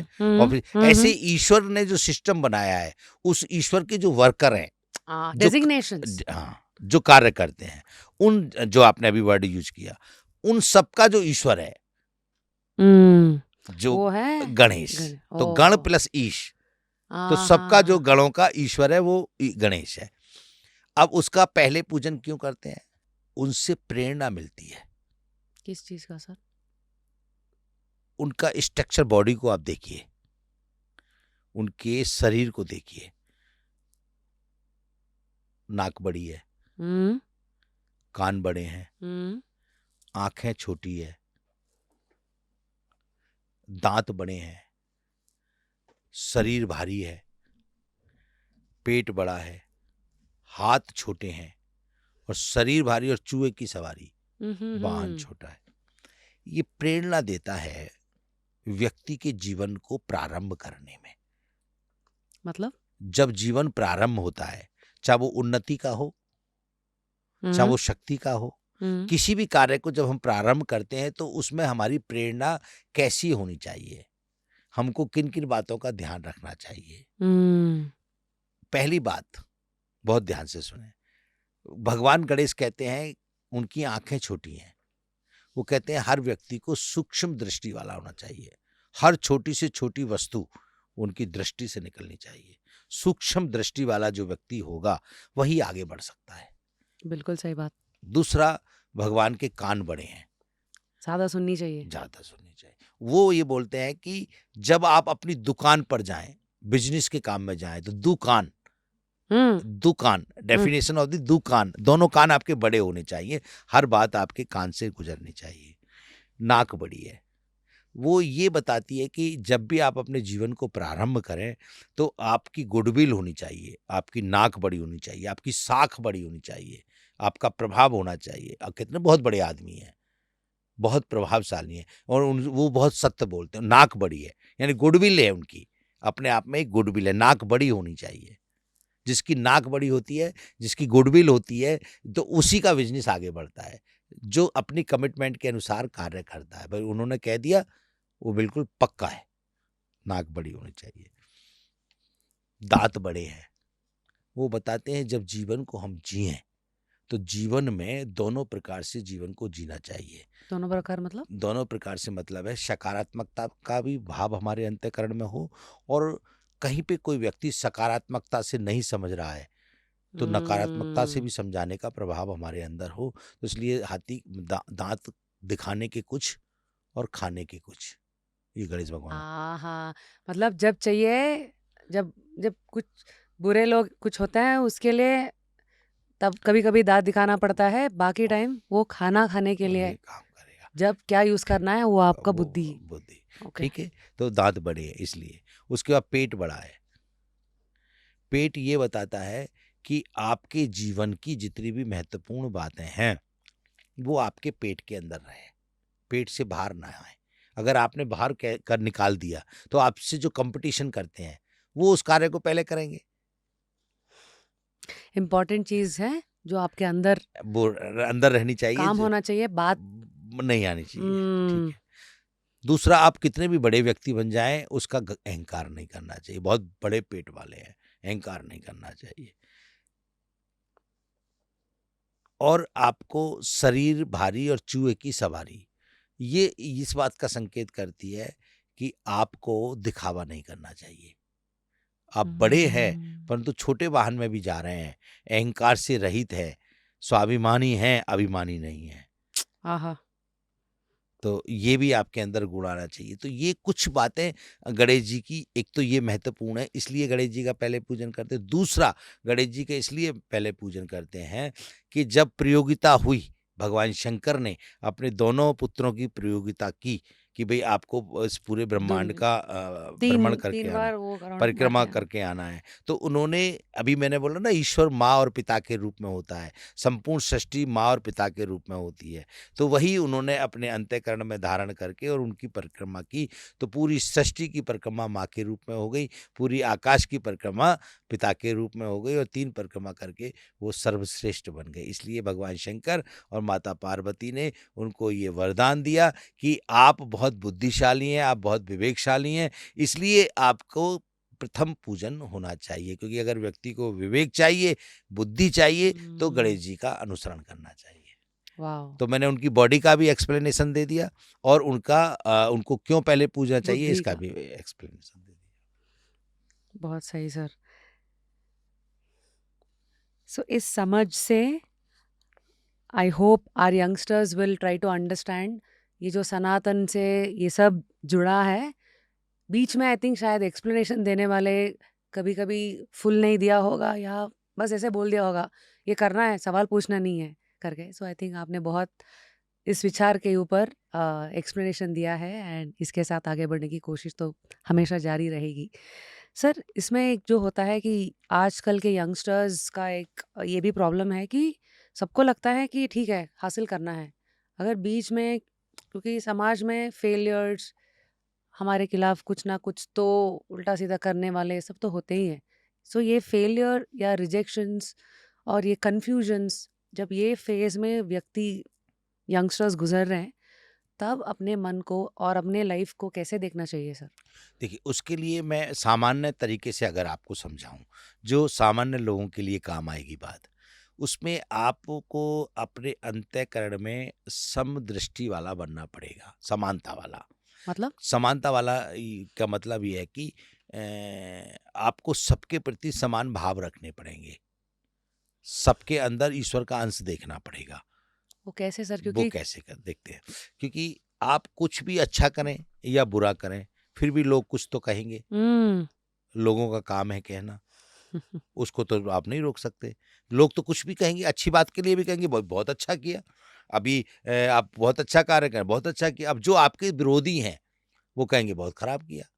विरोधियों को कमी दिखाई देती है और सहयोगियों को अच्छाई दिखाई देती है। उसके लिए क्या करना चाहिए? देखिए, ये भाव व्यक्ति के अंदर पैदा होता है नेत्रों से। हुँ, कहाँ से पैदा होता है? नेत्रों नेत्रों से। से। नेत्र का सब्जेक्ट है चित्र देखना।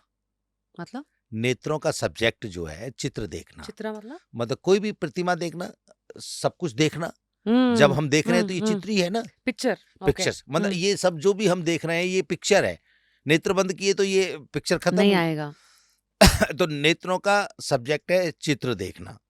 हुँ, हुँ। तो हम ऐसे चित्र देखें जो हमारे नेत्रों को सकारात्मकता ऊर्जा दें। जैसे आपके मन को भाव पैदा होता है नेत्रों से।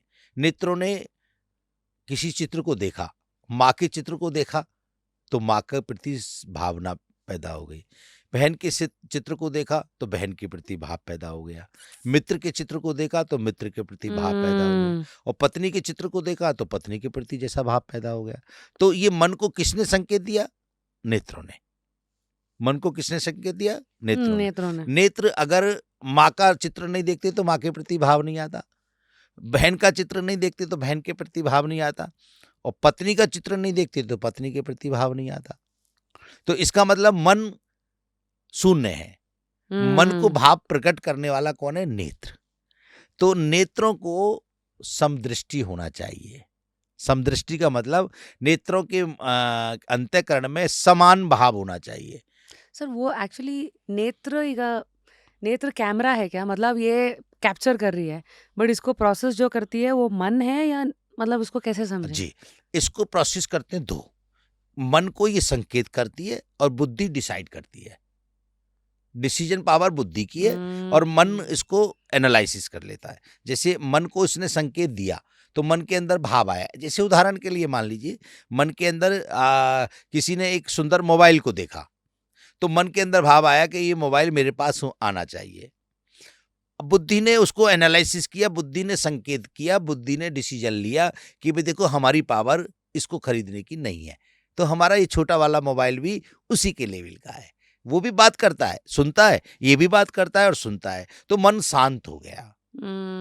मन शांत हो गया। यदि बुद्धि वहां पे नकारात्मक सोच ले कि नहीं नहीं मुझे भी ये प्राप्त करना चाहिए और मैं भी ये प्राप्त करूंगी, तो वो चोरी कर लेगा, उसे उठा लेगा। ठीक है, तो पनिशमेंट हो जाएगा। और कहा मेरे मन ने कहा, मैंने उठा लिया। तो इसलिए व्यक्ति के अगर नेत्रों में समदृष्टिता होगी तो बुद्धि पवित्रता में रहेगी। वाओ! बुद्धि पवित्रता में रहेगी। समदृष्टि उसको कैसे मेंटेन करना है? हाँ, उसको ऐसे मेंटेन करना चाहिए कि हम ये मान के चलें कि हर वस्तु में ईश्वर का रूप है। तो जैसे पंच तत्वों की मैंने बात की, उसके अंदर ईश्वर का रूप है। तो जब सब कुछ ईश्वर का रूप है, तो जो भी कुछ हमें मिल रहा है वो हमारे कर्मों का फल है। जो भी हम कार्य कर रहे हैं उनके अनुसार हमको प्राप्त हो रहा है। तो हम अच्छे कार्य करेंगे तो हमको अच्छी चीजें मिलेंगी, बुरे कार्य करेंगे तो बुरी। तो जब समदृष्टिता आएगी कि ये वस्तु को प्राप्त करने के लिए मुझे ऐसा कार्य करना चाहिए कि जो इन्होंने किया तो इनको ये प्राप्त हो गई, तो मैं भी यदि ऐसा कार्य करूंगा तो मुझे भी ये वस्तु प्राप्त हो जाएगी, तो वो सकारात्मक की तरफ लेके जाती है बात। तो वो बुद्धि सकारात्मक ऊर्जा आपके अंदर उत्पन्न करेगी। तो इसको कहते हैं समदृष्टि। ठीक है, यस जब आपके अंदर समदृष्टि आ जाएगी तो आपके अंदर विरोध नहीं होगा, किसी का भी विरोध नहीं करेंगे आप।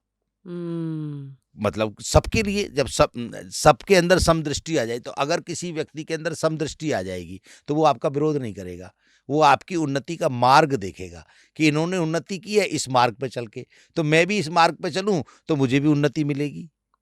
ये इतना अच्छा जो समझ है, इसको हासिल करने में या इसको अप्लाई करने में मुझे लगता है कि आजकल के सोशल मीडिया के ज़माने में हम देखते हैं कि कमेंट सेक्शन में कितना नेगेटिव कमेंट्स होता है।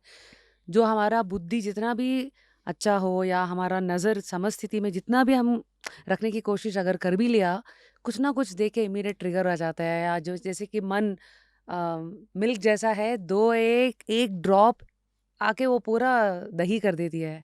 मतलब आप समझ गए मेरा ये जो भाव है। सोशल मीडिया के ज़माने में कैसे आगे बढ़े? मतलब ये सब विचार को लेके? देखिए, हम सोशल मीडिया के ज़माने में अपनी प्रवृत्ति को चेंज करें। मतलब? प्रवृत्ति का मतलब जैसे हमारा प्रवृत्ति मेरे मन के विचार, प्रवृत्ति को मेरे मन के विचार, तो हम अपने मन के विचारों को चेंज करें। मन के अंदर ये बात धारण कर लें कि जो भी कुछ हो रहा है वो ईश्वर की शक्ति से हो रहा है। कोई अगर बुरा कार्य कर रहा है तो भी ईश्वर की शक्ति से कर रहा है, कोई अच्छा कार्य कर रहा है तो भी ईश्वर की शक्ति से कर रहा है। इवन ऑन सोशल मीडिया कहीं पर भी? कहीं पर भी। तो हुँ। कोई अगर जैसे कई तरीके का भाव है व्यक्ति के अंदर। जब सृष्टि का निर्माण किया तो 3 गुणों से किया, रजोगुण, सतोगुण, तमोगुण। तो जो रजोगुणी लोग हैं वो सोशल मीडिया से या सामान्य मीडिया से या सामान्य देश के भाव से रजोगुणी तत्व को ग्रहण करते हैं। जो सतोगुणी लोग हैं वो सतोगुणी तत्व को ग्रहण करते हैं, और जो तमोगुणी लोग हैं वो तमोगुणी लोगों को गुण को ग्रहण करते हैं। आप किसी की प्रवृत्ति को बदल नहीं सकते, आप किसी की प्रवृत्ति को, उसके गुण को नहीं बदल सकते। उस गुण में संशोधन कर सकते हैं, बदल नहीं सकते। संशोधन आप अपनी क्वालिटी से, अपनी विशेषता से कर सकते हैं। जैसे उदाहरण के लिए इस पूरे देश के अंदर माननीय प्रधानमंत्री जी ने, मोदी जी ने अपनी क्वालिटी के द्वारा, अपने विवेक के द्वारा, अपने तप के द्वारा समस्त भारतवर्ष के युवाओं की सोच को बदल दिया, संशोधित कर दिया, संशोधन कर दिया। आज समस्त भारत का युवा मोदी जी से प्रभावित है। प्रवृत्ति तो नहीं बदली, प्रवृत्ति तो वैसी है, परंतु सोच बदल गई। जब सोच बदल गई तो हर एक व्यक्ति के मन में देश की को आगे ले जाने के लिए, देश को बड़ा बनाने के लिए, देश को विश्व गुरु बनाने के लिए सोच आ गई। तो आपने उसका प्रमाण देखा, हर एक व्यक्ति कुंभ में स्नान करने गया, और जो नहीं गया उसको लगा कि शायद मुझसे छूट गया, मिस हो गया। तो आप किसी की सोच परिवर्तित कर सकते हो, उसकी प्रवृत्ति नहीं बदल सकते। तो उसकी सोच बदलने के लिए आपको ऐसे कार्य करने पड़ेंगे। मानो एक उदाहरण है, जैसे हम साधुओं के लिए कभी कभी कोई सोशल मीडिया पे कुछ बातें लिख देता है, तो हम उसको आशीर्वाद, हमने लिख दिया शुभ आशीर्वाद। मैं अपनी बात बोल रहा हूँ, मानो किसी ने कुछ बात लिख दी, मैंने लिख दिया शुभ आशीर्वाद। तो कहीं ना कहीं वो शुभ आशीर्वाद उसके हृदय को जाके छूता है, यार मैंने तो इनके विषय में बहुत बुरा कहा और इन्होंने लिख दिया शुभ आशीर्वाद। तो उसके मन में फिर वो नेक्स्ट में जब बात आती है तो कहता वो बड़े सरल हैं, बड़े विनम्र हैं, वो फिर विरोध नहीं करता। तो आपको अपने द्वारा उसकी मनोवृत्ति को चेंज करना पड़ेगा, आपको अपने द्वारा उसके भाव को बदलना पड़ेगा। आप काउंटर क्वेश्चन मत करिए, उसको प्रत्युत्तर मत दीजिए। यदि आपने प्रत्युत्तर दिया तो वो कंट्रोवर्सी बन जाएगी, फिर वो कुछ लिखेगा, फिर वो तुम लिखोगे, वो लिखेगा, तुम लिखोगे, वो लिखोगे, तो वो चीजें बिगड़ती चली जाएंगी। यदि उसने तुम्हारे विषय में कुछ कहा है, आप शांत चित्त होकर के भगवान को समर्पित कर दीजिए कि प्रभु मेरे अंदर तो तुम्हारा स्वरूप है, तुम्हारा अंश है, तो इसने जो कहा है इसके अंदर भी आपका अंश है। एक अंश ने दूसरे अंश को कहा है तो ये आपको समर्पित है। अगर आपने उसका उत्तर नहीं दिया तो दोबारा में या तीसरी बार में या चौथी बार में उसके अंदर जो तुम्हारे प्रति नकारात्मक सोच है वो ऑटोमेटिक निकल जाएगी, स्वतः ही निकल जाएगी। तो ऐसा भाव रखना चाहिए, इसी को कहते हैं समदृष्टि। बहुत सही बात, क्योंकि मुझे लगता है कि सर आजकल के जनरेशन में सा हम ही कर रहा है, मेरे से दुनिया चल रहा है या मैं कर रही हूँ, वो भाव ही ज़्यादा हो रहा है। जहाँ तक ये ऊपर का भाव ये है, बट अंदर का समझ कि ये मैं नहीं हूँ, भगवान का एक मात्र मैं हूँ करके, ये कॉम्बिनेशन में अगर दुनिया देखना सीख लिया तब सबको हैंडल करने के लिए एक अलग शक्ति मिलेगा करके आपका जो विचार है बिल्कुल सही जी। बात है। सबको हमेशा हम केंद्रित रख के प्रैक्टिस करना चाहिए हर हर हर रोज। महामंडलेश्वर जी हैं, अभी अभी कुंभ मेल खत्म हो गया है। कुछ कुछ लोगों का सवाल जो है हमारे यंग जनरेशन का, सबको पता है सर कि शंकराचार्य जी ने 8th सेंचुरी से यहाँ तक 4 मठ प्रतिष्ठापन किया है, ज्योतिर्मठ, श्रृंगेरी मठ, द्वारका मठ एंड देन गोवर्धन मठ। उसी के साथ दशनामी संप्रदाय के थ्रू 10 सन्यासियों का, उसी में जो ट्रेडिशन है उसी में 13 अखाड़ास आता है। सो ये अखाड़ास का आजकल के ज़माने में इसका रिलेवेंस क्या है? क्योंकि अभी हमको स्वातंत्र मिल गया है, डेमोक्रेसी आ गया है, तो पहले ये अखाड़ास क्या था, कहाँ से शुरू हुआ, ये सब आप ही से जी, समझना चाहते हैं जी। सर। देखिए पहले तो आप ये समझ लें कि शंकराचार्य जी जब आए तो उन्होंने धर्म का प्रचार किया। तो धर्म का जब प्रचार किया तो उसमें जो धर्म के विरोधी थे उस समय, उन्होंने युद्ध करना प्रारंभ किया। जब युद्ध करना प्रारंभ किया तो जो शास्त्रों का अध्ययन करता है वो लड़ाई नहीं कर सकता। तो धर्म की रक्षा के लिए सैनिकों की आवश्यकता है। धर्म की रक्षा करनी तो सैनिक चाहिए। बिल्कुल। तो शंकराचार्य जी ने निर्णय लिया कि मुझे सैनिक साधु तैयार करने हैं, सैनिक साधु तैयार करने हैं जो शास्त्र के साथ साथ शस्त्रों का भी ज्ञान रखते हैं, आहा। शस्त्रों का भी ज्ञान रखते हैं। तो उनको शस्त्र विद्या के माध्यम से सन्यासियों को बनाया गया। तो अब उन सन्यासियों को जब बनाया गया, तो जब बनाया तो उनको उनका पहला एक समूह केंद्रित हुआ। जो समूह केंद्रित हुआ और एक स्थान केंद्रित हुआ, उस समूह का नाम रखा अखाड़ा। समूह का नाम रखा अखाड़ा। तो इस प्रकार जगत गुरु शंकराचार्य जी ने, पूज्यपाद भगवान शंकराचार्य जी के रूप में आए तो उन्होंने एक एक करके केवल 7 अखाड़े निर्मित किए, वो है? जिसमें नैजनी अखाड़ा, आनंद अखाड़ा, जूना अखाड़ा, आवाहन अखाड़ा, अग्नि अखाड़ा, निर्माणी अखाड़ा और अटल अखाड़ा। ये सब अलग-अलग क्यों है सर? अलग-अलग इसलिए हैं कि पहले एक अखाड़ा बना, उसमें एक प्रकार के सन्यासी तैयार किए गए, फिर दूसरी तरीके के सन्यासी तैयारी किए गए। दूसरे तरीके जैसे मतलब? मतलब कोई शस्त्र में भाला चलाने में निपुण है, कोई तलवार चलाने में निपुण है, मल्ल युद्ध में। मल्ल युद्ध में। तो इस प्रकार 7 तरीके से 7 अखाड़ों का निर्माण किया गया। ये शंकराचार्य जी ने 7 अखाड़े बनाए। इन 7 अखाड़ों में से फिर बाद में और अखाड़े निकले, जो 6 अखाड़े उदासी, 2 बैरागियों के, अणी, ये सब 7 अखाड़े। तो इस प्रकार 13 अखाड़ों का समूह बना। अब इन अखाड़ों का महत्व क्या है, अखाड़े हम्म में है क्या? हम्म ये अखाड़े साधु सन्यासियों के अखाड़े हैं। तो यहाँ पे नागा सन्यासियों को ट्रेनिंग दी जाती है। भगवान शंकराचार्य जी ने नागा सन्यासी तैयार किए। सर नागा सन्यासी नाग होते क्या होते है? क्या है? नागा सन्यासी इसलिए तैयार किए कि जब युद्ध होता है, युद्ध में प्राण भी जा सकते हैं, युद्ध में प्राण भी जा सकते हैं। हम्म तो जब प्राण जाने का समय आता है, युद्ध देश पे धर्म की रक्षा करने का समय आता है, तो उस समय किसी को मोह ना हो जाए। मोह, मोह मतलब? मोह मतलब परिवार के प्रति अट्रैक्शन।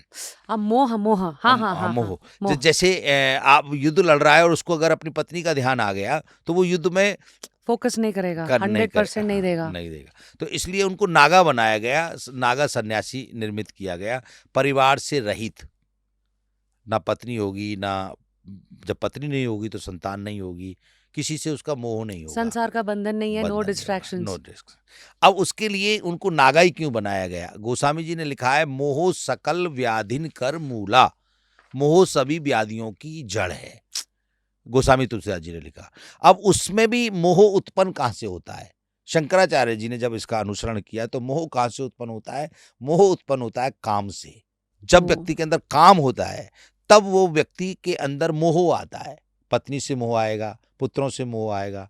जब व्यक्ति काम रहित हो जाता है, तो वो मोह का परित्याग कर देता है। ठीक है? तो उस काम से रहित सन्यासियों का निर्माण किया गया। जब नागा सन्यासी बनाए जाते हैं, तो उनको काम रहित कर दिया जाता है, काम मुक्त कर दिया जाता है। वो एक प्रक्रिया है सन्यास की। जब सन्यास दीक्षा दी जाती है नागाओं को, तो वो, मैं उस बात को आपके सामने आप बता, वो गुप्त विद्या है, परंतु जब नागा बनाए जाते हैं, तो उनको बिल्कुल काम मुक्त कर दिया जाता है। तो उनको हम्म किसी से मोह ममता वैराग्य पूर्णतः आ जाता है, किसी से कोई लगाव नहीं रहता। काम क्रोध लोभ मोह अहंकार से रहित हो जाते हैं, किसी के प्रति कोई अट्रैक्शन नहीं होता, केवल केवल उनको धर्म रक्षा के लिए अपना हम्म जीवन समर्पित करते हैं, एक ही फोकस रहता है। सब तो बायोलॉजिकली भी कुछ कुछ करते हैं ना हाँ, सर? बायोलॉजिकल भी करते हैं। बायोलॉजिकल आपने जो अगर पूछा है, तो जब वो सन्यास करते हैं, तो उनकी जो इंद्रिय है उसको तोड़ देते हैं। तो वो तोड़ देते हैं, तो वो उसका मूवमेंट खत्म हो जाता है, तो काम वासनाएं से रहित हो जाते हैं। हाँ हाँ। इसलिए उनको नागा सन्यासी कहते हैं। और इस कुंभ मेला क्षेत्र में जब भी कभी कुंभ लगता है, उस कुंभ मेला क्षेत्र के जो अट्रैक्शन का केंद्र, फोकस का हम्म केंद्र और तप युक्त, तपस्याओं से युक्त जो सन्यासी होते हैं, वो नागा सन्यासी ही होते हैं। लोग उन्हीं का दर्शन करने आते हैं, अखाड़ों में जाकर के उनकी पूजा करते हैं, और वो कुंभ मेला के बाद हिमालय में चले जाते हैं। हिमालय में तप करते रहते हैं, अपनी तपस्याओं को केंद्रित करते रहते हैं। उन तप को लेकर के, उन तपस्याओं को लेकर के वो कुंभ मेला में आते हैं। जो कुंभ मेला में जब वो आते हैं, तो उनका दर्शन करने से समाज को दिशा मिलती है, समाज को प्रेरणा मिलती है, और युवाओं को उन सन्यासियों का दर्शन करने से लक्ष्य की प्राप्ति होती है। वाह सर, मुझे इसमें 5-6 सवाल उठ गए। पहले से धन्यवाद कि आप जैसे आचार्य महामंडलेश्वर जी, नागा साधुज अभी जो कुंभ में आए हैं, उनके अराउंड हमारे जैसे आम जनता को कैसे रहना चाहिए? क्योंकि कुछ-कुछ सुना है हमने, उसको नहीं देखना चाहिए या उसको टच नहीं करना चाहिए, उससे बात नहीं होना चाहिए, उसमें कुछ पावर्स होता है। सब थोड़ा कन्फ्यूजन्स देखिए, दूर ये कीजिए ये सर। एक तरीके की भ्रांति है। ये लोगों में भ्रांति है कि साधुओं को देखना नहीं चाहिए। उनका वो तप प्रैक्टिकली दिखता है, प्रत्यक्ष में दिखता है। वो उनका वस्त्र आकाश है, उनका वस्त्र पृथ्वी है, वो नग्न है, हुँ, दिगंबर हैं, तो हुँ, उनका तप प्रत्यक्ष दिखाई देता है। करेक्ट। उनका सर प्रत्यक्ष, वो ऐसे क्यों है सर? वो इसलिए है कि उनका मतलब वो आकाश को अपना वस्त्र मानते हैं, पृथ्वी को अपना वस्त्र मानते हैं, और उनको खाली धर्म के प्रति समर्पित है। उनको किसी से कोई मोह ममता नहीं है, किसी वस्तु से कोई प्रभाव नहीं है, किसी भी इसलिए चीज़ केवल मोह, कोई केवल धर्म। उनके लिए एक ही बात है, धर्मो रक्षो रक्षति, धर्म की रक्षा करनी है और धर्म हमारी रक्षा करेगा। वैराग्य है पूर्णतः, इसीलिए पूर्णतः वो कपड़ा वैराग्य। छोड़ देते सब हैं? कुछ छोड़ देते, कुछ भी नहीं होता उनके पास में, केवल शस्त्र और शास्त्र और धर्म की रक्षा के लिए ऊर्जा और पावर। उनका तप, तो ये उनका नागा सन्यासियों के पास होता है। उनका क्या स्पेशल पावर्स होता है सर? देखिए, उनके अंदर एक स्पेशल पावर की बात हो, जो तप करते हैं, उनके तप करने वाले व्यक्ति के अंदर बहुत सारी स्पेशल पावर्स आ जाती हैं। जैसे जो लोग वहाँ जाते हैं, कि उनका चरण स्पर्श करते हैं और वो आशीर्वाद दे देते हैं। किसी का व्यापार में कहीं कोई असुविधा आ रही है, तो उनका तप का बैलेंस उस व्यापार को सही कर देता है। किसी के बेटे को पढ़ाई में प्रॉब्लम आ रही है, वो ठीक हो जाती है। किसी के पुत्र की शादी नहीं हो रही, वो ठीक हो जाती है। बहुत सारी अनेक प्रकार की समस्याएँ उनके आशीर्वाद से ठीक हो जाती सिर्फ हैं। आशीर्वाद, जस्ट आशीर्वाद। जाके नमस्कार करना है। हाँ, करना क्या चाहिए, नागा सन्यासियों के पास जब हम जाएँ, तो एक तो हम उनको दूर से प्रणाम करें। क्यों? क्योंकि वो नागा है, उनको किसी से कोई लगाव नहीं, उनके तेज, उनके तप का तेज इतना पावरफुल है कि अगर आप उनको छुएंगे तो उनके तप में भी विघ्न आएगा और उनको क्रोध आएगा, क्योंकि तपस्या जो है उनकी क्षीण होती है। तो दूर से आप उनको प्रणाम करें और एक कोई भी उनसे क्वेश्चन ना करें, क्योंकि वो समाज से टच में नहीं रहना चाहते, वो समाज से अलग रहते हैं, वो तप साधना करते हैं, तो समाज की दृष्टि से उनको समाज से उतना लगाव नहीं है। कोई भक्त आता है तो वो उसको आशीर्वाद देते हैं, परंतु समाज के प्रति उनको उतना लगाव नहीं होता। उनको धर्म की रक्षा के लिए अपना जीवन समर्पित करते हैं वो लोग। सर, आज के ज़माने में आपको भी शायद ये सुनने में आया हुआ होगा, डुप्लीकेट बन के कुछ-कुछ लोग ऐसे घूम रहे करके। तो ये सब आपके ख़्याल में, मतलब जी। आपके ये इसमें आया है सर? बिल्कुल, आपने बहुत अच्छी बात कही कि जो डुप्लीकेट, जो नकली हैं, तो देखिए जब कुंभ मेला लगता है तो उस समय बहुत सारे नकली लोग भी सन्यास की परंपरा में आ जाते हैं और उनको पहचान करना बड़ा मुश्किल होता है। हुँ। परंतु अखाड़े जो हैं साधुओं के, जो सभ्य अखाड़े हैं साधु, वो उनके जब पता लगती है कि ये नकली व्यक्ति और हमारे साथ में ऐसा कर रहा है, तो उसको फिर बहुत बड़ा पनिशमेंट भी दिया जाता है। परंतु जहाँ पर सत्य होता है, वहाँ पर असत्य भी होता है। अब इसको पूर्णतः कहीं कोई भी इस पे कैसे किसी को प्रमाणित करें कि ये नकली है या ये असली है। परंतु जब वो आता है तो कई चीज़ें हैं, जैसे प्रणाम करना। जब एक नागा सन्यासी अपने आचार्य को, मैं आनंद अखाड़े की सर्वोच्च पीठ आचार्य पीठ पर विराजमान हूँ। तो नागा सन्यासी जो आनंद अखाड़े के हैं, वो दीक्षा लेने मेरे से आते हैं। मैं हुँ। हज़ारों की संख्या में नागाओं को दीक्षित करता हूँ हर कुंभ मेला में। तो वो जब दीक्षा लेने आते हैं तो उनको प्रणाम करना सिखाया जाता है। उनको बहुत सारी सनातन की चीज़ें सिखाई जाती हैं, बहुत सारी मर्यादाएँ सिखाई जाती हैं और बहुत सारे सन्यास के संस्कार सिखाए जाते हैं। तो उन संस्कारों से जब वो कोई व्यक्ति आता है प्रणाम करने, तो उससे पता लगता है कि इसने किस गुरु से दीक्षा ली है। और जो ओह! नकली होता है, जो ऐसे ही कपड़ा पहन लेता है, उसको प्रणाम करना ही नहीं आता। तो उससे उसको तो वो देखने से ही पता लग जाएगा कि ये नकली है। और जो असली होगा उसका अपना एक व्यक्तित्व होगा, अपना एक अस्तित्व होगा, उसका अपना एक तेज होगा। तो ये उसकी एक्टिविटी और उसके तेज से पता लगता है कि ये असली है सामान्य व्यक्ति को। अखाड़ों में तो हम लोग उसकी क्रियाओं से पता कर लेते हैं, पता उसके रहन से, रहना कैसा है उसका, वार्तालाप से, उसका प्रणाम करने के ढंग से, हुँ। ये सब पता लग जाता है। ऐसा नहीं है कि पता नहीं लगता, और जब पता लगता है तो बहुत बुरी तरीके से उसको पनिशमेंट भी दिया जाता है। अभी आपने देखा कितनी सन्यासियों का कई चीज़ें वायरल हुई, ये ऐसा सन्यासी, तो उनको पनिशमेंट भी दिया गया। थैंक यू आचार्य जी। इसमें एक और चीज़ है कि शाही स्नान के बारे में बहुत ज़्यादा ये हुआ, क्योंकि almost 65 crore 60 to 65 crores of the world, मतलब इतने लोग अगर उधर आए हैं प्रयागराज में इस बार, सबका एक ही था कि स्नान करना है। तो इसमें हमको बोल दिया गया था कि पहले जो था कुंभ में, पहला स्नान जो है वो सब अ, महात्मा लोग करेंगे। हाँ, तो इसके बारे में थोड़ा समझाइए देखिए, सर। जब समुद्र मंथन हुआ, तो समुद्र मंथन में विष भी निकला, 14 रत्न निकले। उन 14 रत्नों में से एक विष था जो भगवान शंकर ने धारण किया, और एक अमृत था।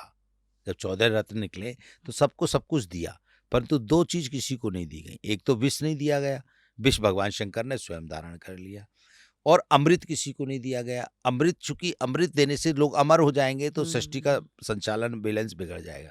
तो अमर करने के लिए देवताओं को चुना गया, क्योंकि देवता सकारात्मक ऊर्जा का केंद्र है। देवता धर्म की रक्षा के लिए जीवित हैं। देवता धर्म की रक्षा करते हैं और संस्कार की रक्षा करते हैं, परंपराओं की रक्षा करते हैं। तो भगवान ने निर्णय लिया, नारायण ने, कि इन देवताओं को ये अमृत प्रदान किया जाएगा। तो चूंकि युद्ध मतलब समुद्र मंथन दोनों के द्वारा हुआ है, राक्षसों के द्वारा भी हुआ है, देवताओं के द्वारा, दोनों का अधिकार है, तो इसको लेकर के युद्ध हो गया। तो भगवान ने निर्णय लिया कि भाई अगर राक्षसों को देंगे तो ये यदि यदि अमर हो जाते हैं तो ये अत्याचार करेंगे, देवताओं को देंगे ये अमर हो जाएंगे तो धर्म की रक्षा करेंगे। तो उस युद्ध में 4 जगह बूंद गिरी, उस अमृत की, कुंभ में से। कुंभ मीन्स घड़ा, घड़ा में जो अमृत रखा हुआ, कुंभ कहते हैं घड़ा को। तो उसमें से 4 बूंद गिरी। पहली बूंद हरिद्वार में गिरी, ऐसे मान लीजिए। दूसरी बूंद उज्जैन में गिरी, नासिक में तीसरी बूंद गिरी और प्रयागराज में थी। तो जब कुंभ ये 12-12 वर्ष में नक्षत्र का योग बनता है, तो वहां पर कुंभ मेला लगता है। जब वो नक्षत्र, वो योग बनता है, तब वो अमृत वर्षा होती है। तो जो साई स्नान आपने शब्द यूज किया, इसका नाम है अमृत स्नान, क्योंकि अमृत की वर्षा होती है, तो इसका नाम है अमृत स्नान। जब हमारे देश में मुगलों का राज रहा, तब उन्होंने अपने उर्दू के शब्द का प्रयोग किया, तब इसका नाम रखा साई स्नान। शाही, हाँ। ऐसे इसका नाम है अमृत स्नान। तो उस अमृत स्नान को का नाम बदल के उन्होंने साई स्नान कर दिया। तो पहली बात तो अब ये साई स्नान नहीं है, ये अमृत स्नान है। तो उस समय जो नक्षत्र बनता है, जो योग बनता है, उस समय आप कभी देखना, प्रातःकाल जब उस स्नान में आप जाएंगे, तो उस समय प्रातःकाल में ब्रह्म मुहूर्त में वो अमृत बूंद बूंद बूंद बूंद करके गिरता है। ऐसा इस बार प्रैक्टिकली लोगों ने देखा।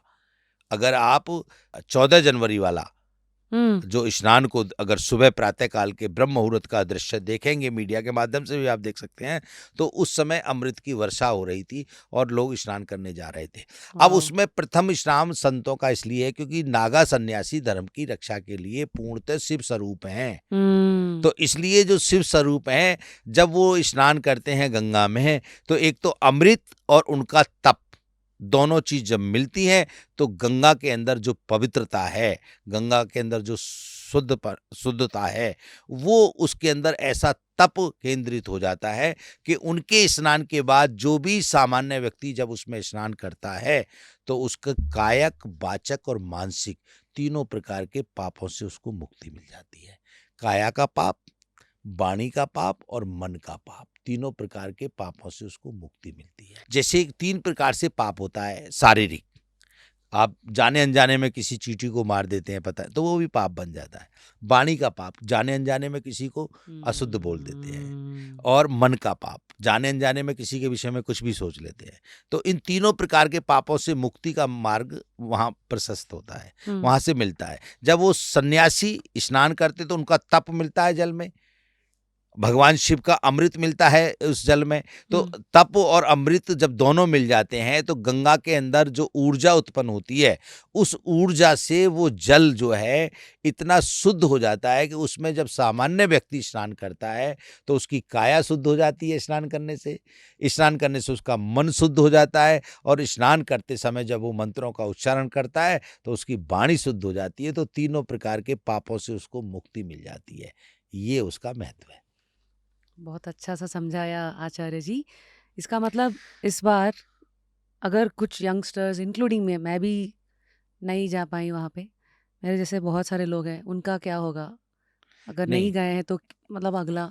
नहीं, ऐसा नहीं है कि जो लोग नहीं गए, परंतु उन्होंने माध्यम मीडिया को बना करके, डिजिटल युग है आज, डिजिटल के माध्यम से उन्होंने उस गंगा का दर्शन तो किया, उस जल का दर्शन किया, उन सन्यासियों का दर्शन किया। तो हमारे ऋषि मुनियों ने कहा है कि परिस्थिति और परिवर्तन, जैसी परिस्थिति हो वैसा व्यक्ति को अपने आप को परिवर्तित कर लेना चाहिए। उसके लिए लिखा कि अगर हम नहीं जा पा रहे, तो यदि हम उस दृश्य को कल्पना करके और उस दृश्य को मन में धारण करके और ये मान लें कि भाई हमारा मन, हमारा शरीर, हमारी बुद्धि, हमारी इंद्रियां वहीं उपस्थित हैं, तो आप सामान्य जल से भी जो स्नान करेंगी वो भी गंगा जल बन जाएगा। वाओ! क्योंकि हमारे ऋषियों ने कहा है, मन चंगा तो कठौती में गंगा। यदि मन के अंदर भाव है, तो वही जल आपका गंगा जल है। तो आप मन को ऐसा ना माने कि मैं नहीं गई हूँ, ऐसा माने कि मैं वहीं हूँ। यही ध्यान है ना जो शुरू में बात हुई थी। बिल्कुल सही बात। आचार्य जी तो इतना ज्ञानी है और इतना सरलता से हम सबको अब समझाने की, इतना बहुत अच्छा सा बात कही आपने। सब फॉलो करके इस नज़रिया से दुनिया को देख के हमको जो चाहिए हासिल करने की कोशिश में हमेशा रहेंगे। सर, आप इतने उच्च पोजीशन में हैं और आचार्य है, महामंडलेश्वर जी है। आपका वैयक्तिक सोच क्या है दुनिया के बारे में? अभी आप किस तरह, आपका लाइफ का जर्नी जा रहा जी, है? देखिए मैं रैपिड रश्मि। रश्मि जी, आपको पहले तो ये धन्यवाद दूंगा कि आपने कर्नाटक की जनता को मेरे भावों तक पहुंचाने के लिए प्रयास किया है। और मेरे मन का भाव है कि हमारे समस्त भारत की जनता का युवा वर्ग हमारे सनातन धर्म के संस्कारों को जाने और उनका पालन करे। यदि वो सनातन धर्म के संस्कारों को जानेगा तो हमारा सनातन धर्म ही सर्वव्यापी है। नाती धरती नाता अंबर पड़ा था घोर अंधियारा, हुआ है शब्द एक ओंकारा। ओंकार शब्द ही सनातन है। तो समस्त पूरा विश्व सनातनी है, उसके बाद उसमें से संप्रदाय बनी है। तो अगर वो हमारा युवा आज का सनातन को जानेगा तो उसको लक्ष्य की प्राप्ति होगी, उसके परिवार में उन्नति होगी, उसके परिवार में शांति विराजमान होगी और उसका व्यक्तित्व समाज को प्रेरणादायक बनेगा। तो मेरी सोच ये है, मैं उन सबको आशीर्वाद देना चाहूँगा, साधुवाद देना चाहूँगा आपके माध्यम से। और आपको भी रश्मि जी ये मैं कहना चाहूँगा कि आप भी युवा हैं और आपसे भी लोगों को प्रेरणा मिलती है कि आप अच्छे महापुरुषों को बुला करके उनसे क्वेश्चन प्रश्न करती हैं, तो उससे बहुत दूर दूर तक आपकी बातें जाती है। तो आप नित्य प्रतिदिन इस कार्य को करती रहें और सनातन धर्म के प्रति जो मैंने आपका भाव देखा, सनातन के प्रति जो आपका समर्पण देखा, सनातन के संस्कारों का जो आपने अनुसरण किया है, उसके लिए आप बेटी बहुत बहुत साधुवाद की पात्र है और बहुत बहुत शुभकामनाएं और बहुत आशीर्वाद। और पूरा विश्व एक दिन आपके इस चैनल के माध्यम से आपको जानेगा और सनातन धर्म को जानेगा। इसके लिए जय श्री राम, बहुत बहुत शुभकामनाएं। और भारत हमारा श्रेष्ठ रहे, निरोग रहे और बलिष्ठ रहे और पूरा विश्व का नेतृत्व करे। इसके लिए आपको और समस्त भारत की जनता को बहुत बहुत साधुवाद और आशीर्वाद। Very blessed to have your blessings. Thank you, and until next time, Pranam sir. Thank you. This episode was powered by Polar Bear, the Ice Cream Sunday Zone. All you mango fans, now that the Mango Mania seasonal special is on, wondering which outlet to go? They have 160 outlets to choose from. Turn the maps on and search for your nearest Polar Bear outlet.